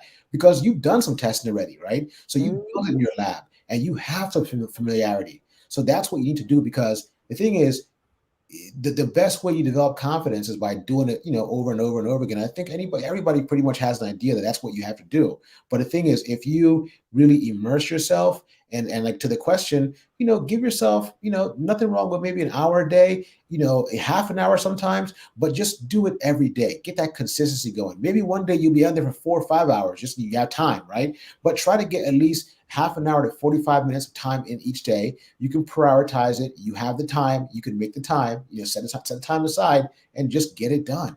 Yep. Get yourself a test tenant. Go through the actual examples. Get yourself a Pluralsight account or a Udemy account, and just learn some of these cloud basics and start to build yourself from there. Yep. Learn about Terraform. Learn about Ansible. Learn about these pipelines, and just that's how you learn. Yep. For Rust, the first time I tackled it, I spent 8 hours. Wow. Back and forth on it, because I was just like, okay, how familiar is it to me from Java and C++ and C? Okay. So I was like, okay, still the same. Okay, what is cargo? What is Rust C? Rust update. Okay, okay. Mhm. All right, this looks real familiar. Function, main. Okay. Oh, okay, yeah, I got you. Okay. Make some functions. Okay. So now I'm on structs and the data types and so forth, right? And then I'm going through and learning about ownership and stuff like that. So I started out heavy, and now I'm to the point now, like I'm reading the chapters and doing the exercises and writing my own code and testing There you stuff go. out. Like, how do There I you go. write? How do I create a string? How do I return a string in a Mhm. function? How do I do an integer? How do I add numbers? Oh, How do I see, count characters? you're asking all these questions, and you're basically just testing things out. You might try it the first time, it might be wrong. You try it again, it might be wrong. But then, you keep on trying. At some point, it gets right. You pick up the phone. Hey, I'm doing this. What's going on? You have Right. the Slack board there. So, Yep. like, you're playing. You're playing. And the Right. and the one thing about what you're doing that's so effective is when you're playing. That's like a great time to learn because you're Hmm. not under any kind of stress, right? Right. You're learning in a very relaxed kind of atmosphere. You're just having fun with it. And that's the best way to learn when you're playing and having fun. Right. Make it fun. Make it Right. And I take notes, fun. and then I take my notes and I share my notes with other people. There you go. And I'm like, these are my notes. This is how I understand it. Hmm. You can take whatever you want to from out of here, but this is how I understood something. Again, I give what does MUT mean in Rust? It means mutable, because by default everything is immutable in Rust. Right. So okay, I need to make it mutable. Oh, so let me write that down. Right. That's a fundamental thing that I needed to know. Let me write that down in my notes. So when we get in the room and we're talking, I was like, did you know by default everything is immutable in Rust and you need to have this? So that Mhm. when we were looking at this set of lines of code, that's what this meant. Right. And so now everybody's like, yeah, okay, now that makes sense. But we all learned something, and you share what you learned, and you Exactly. give examples of what you learned and shared, and you're like, oh, okay, that makes sense. And we're sharing from different perspectives, things that you didn't know, and maybe some things you did know, Okay. right? And then some questions people may have. And that's great. And they had the questions, let them ask the questions. And Right. and at some point the answer will come about because if somebody in the actual group can answer, there's someone we can tap into. Hey, that person will have the answer. And then one thing you also touched on too, like you said, there's Rust. Okay. You've done some of the other languages, right? And the thing is, a lot of times they have similarities. So if I'm doing Mhm. something in Python and I'm doing something in PowerShell, maybe I'm trying to do something in Scala. Okay. And the thing is, Mhm. to be similarities. So as you go through these things, you're going to start to kind of like pick out like different things. Okay, you know what? That makes sense. That makes sense. Okay. So you start to see that these things are all tied together. The format may be a little bit different, but at the end of the day, it's all about data structures and how you manipulate them. So, Right. you know, And I get it. I don't think nobody else is in the background, D. all right. Right? Sorry, I've been talking. Appreciate. No, you're fine. Yeah, You're fine. You're more than welcome to stay. I don't think there was no more questions. I want to make sure I got to everybody questions.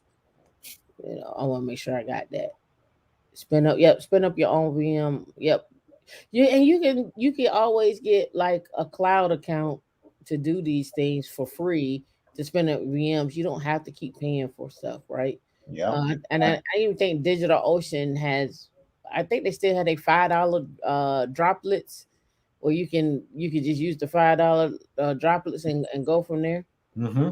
And I want to get, and I think y'all. I've been looking at the numbers in the group. I appreciate y'all. I think we was at 47 at one point. People in here. I was Oh, hoping we that's get to great. 50. And what time is it right now? It's 10:06. Yeah. And then, like I said, like as Calvin was saying, yeah, thank you. And then, okay, then Trey said, yeah, we become our own network. So again, like you said, just everybody just kind of get in and just play. Right. Just play. And that's the best way to learn when you have no stress, you're not worried about any job interview, you're just playing. You know what I mean? Right. And you're asking questions. We can't get anywhere without asking questions, right?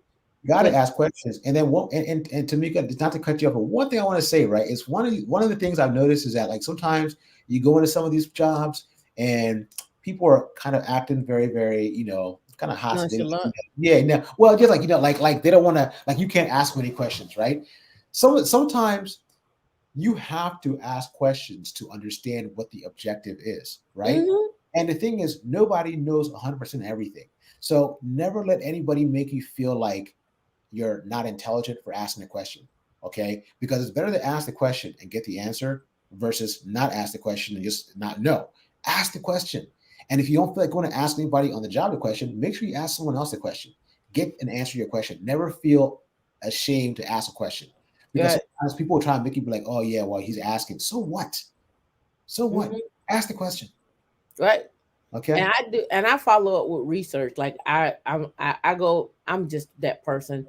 I ask the question and I do research, and then I come back and say, hey, this is what I discovered. Mhm. How often, mine? Can you expound on this a little Yeah. bit? Yeah. Okay. So that's a great point. So like you said, you're doing as much research as you can before you ask the question. So Mm-hmm. if they try to come back at you like like left or right, you can be like, well, this is what I've done. Can you kind of answer this piece right here? Right. Mm-hmm. So you're asking the question, but from a position of strength. Right. And not that you're just kind of asking out of the blue. So yeah, that's a great point to make. Yeah, and the only reason why I do that is because I know oftentimes you work with assholes, and the Yeah. IRCs and the forums prepped me for that long time ago. So Mhm. I always go in with the mindset of get the knowledge that as much as you can. Write down your questions, and sometimes you may answer your own question, but True. it's okay. You can still ask that question. You can say, "Hey, this is how I interpret this. Right. I looked some things up. Is this what you really meant?" Exactly. And if you didn't, what did you mean? Yeah. Right? Exactly. Like you said, you're gonna meet the assholes out there, the RTM, the RTFM people, reading Yeah. type people. Yeah, whatever. Okay. I read that, but I'm asking this question. Okay. Right. So, again, you're gonna ask a question. There are gonna be jerks out there. That's just par for the course. Forget them. Continue forward. That's Now, all I gotta say. now I'm gonna ask you a team lead question. Yes, ma'am. What are you looking for when you have your team, when you got your team members? Like, I know you got to do some interviews, Mhm. but I'm looking more after the interview. What's your expectations of people? My expectations of people is that after the interview, because I want to ask them very, very sometimes off the wall questions because I want to see how you think through problems. So it's not going to just be your typical kind of question. I want to present a scenario and ask you a question, ask you how you may have solved something. But after that's all said and done, and you've come onto the team, I'm looking to see how resourceful you are. I'm looking to see how creative you can be in terms of maybe creating a solution. I'm looking to see how you work with other team members, right? And I'm looking to see if you don't know something, how you approach that. Okay.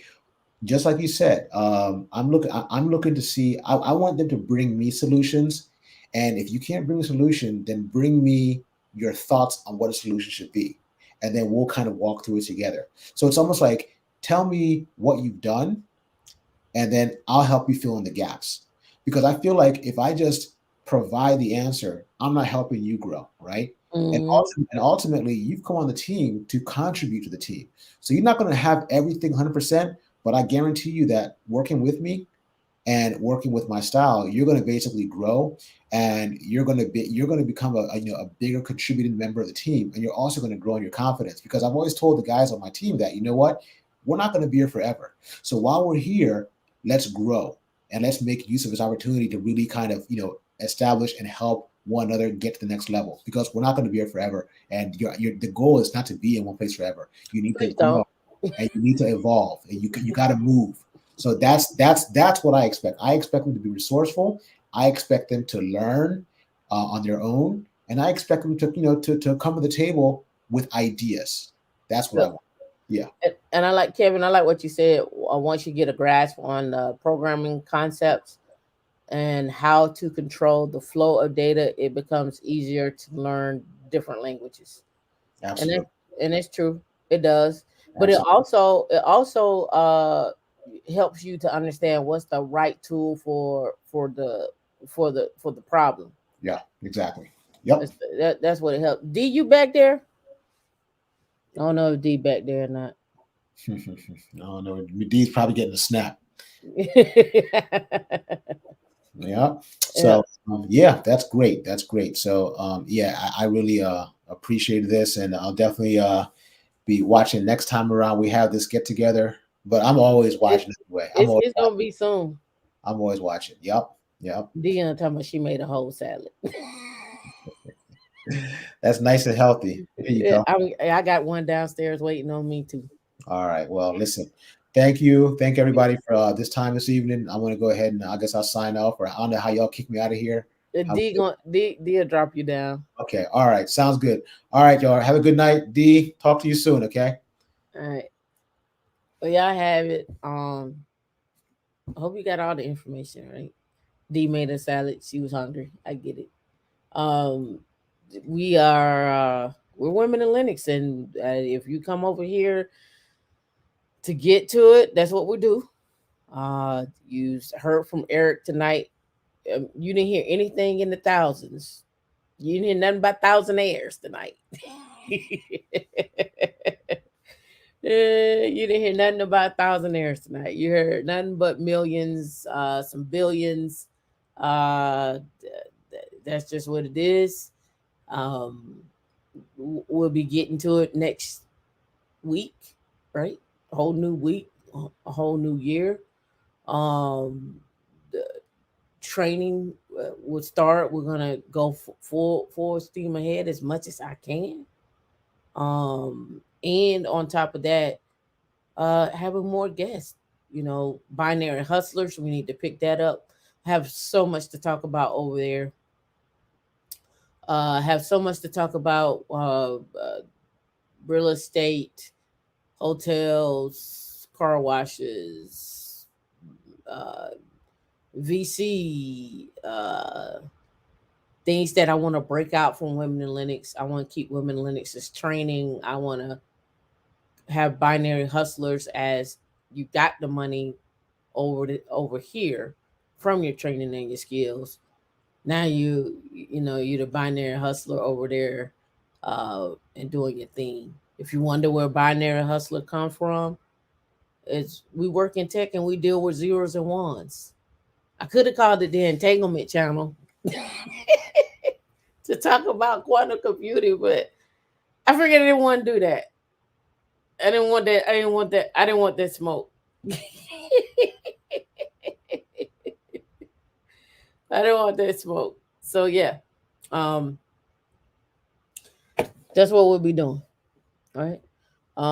Don't forget to join Binary Hustler. D dropped the link so y'all can go like over there, subscribe, hit the notification button. I'll probably do a show here soon. Hopefully I can do one before the new year. I gotta check with D. Yeah, Alex, I appreciate Alex and Tashika and of course Mr. Eric Coffee, right? Maria. We appreciate y'all. This is our tribe. Like the people that come on are these people we eat dinner with. Like these people we know. So this is these are not like, oh my goodness, I ain't never met them before. No, we've had drinks, we've talked, we socialized, like, hey, that's your wife. Oh, hey, how you doing? Right? I saw Coding Paths in here earlier. Lawrence, what's going on? But again, Sharon, thank you for attending. I hope you got something out of this. I know you said you wanted to make some money. And I know you say you want to make some money. Don't be scared.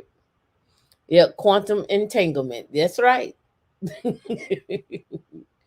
right. So I appreciate y'all. Y'all be safe. We're gonna catch you. I'll probably be up tonight socializing throughout. If not, I'll probably be studying for my Ansible certification and my Terraform certification. I need to get those by March. And I also need to get my RACE by March as well too. So I'll be the first 3 months will be busy. I gotta write some courses. I'll be teaching courses as well too. We're looking for. I have a guy that's looking for people to teach courses as well. I need to reach back out to him on those courses that they're teaching. They're $2,500 for the week, but I mean, if you're just freelancing, that's a little change in your pocket. I think I'm trying to negotiate with him to make, he got to charge a little bit more, but here we are. Sharon, you got to. I hope you join the Slack channel, right? And get your one-on-one in. The new bag handlers. Is that what you want to name the channel? Or the entanglement handlers? I don't know. You tell me. All right. Y'all be safe. I can go on. And I catch y'all on what's today? Wednesday. Oh, let me see. Yeah. Yeah. It's Saturday, New Year's Day. Are y'all gonna be drunk? Are y'all gonna be drunk? I don't know. Let me look. I gotta look at my calendar here. Let me look at the calendar. I think yeah, New Year's Day is the first. It's a brand New Year's Eve. Are y'all going out? Y'all going out and get the new Omarion entanglement um virus. Be careful out there for New Year's. Um but we'll probably be around New Year's Day. Same bat time, same bat channel. All right, catch y'all later.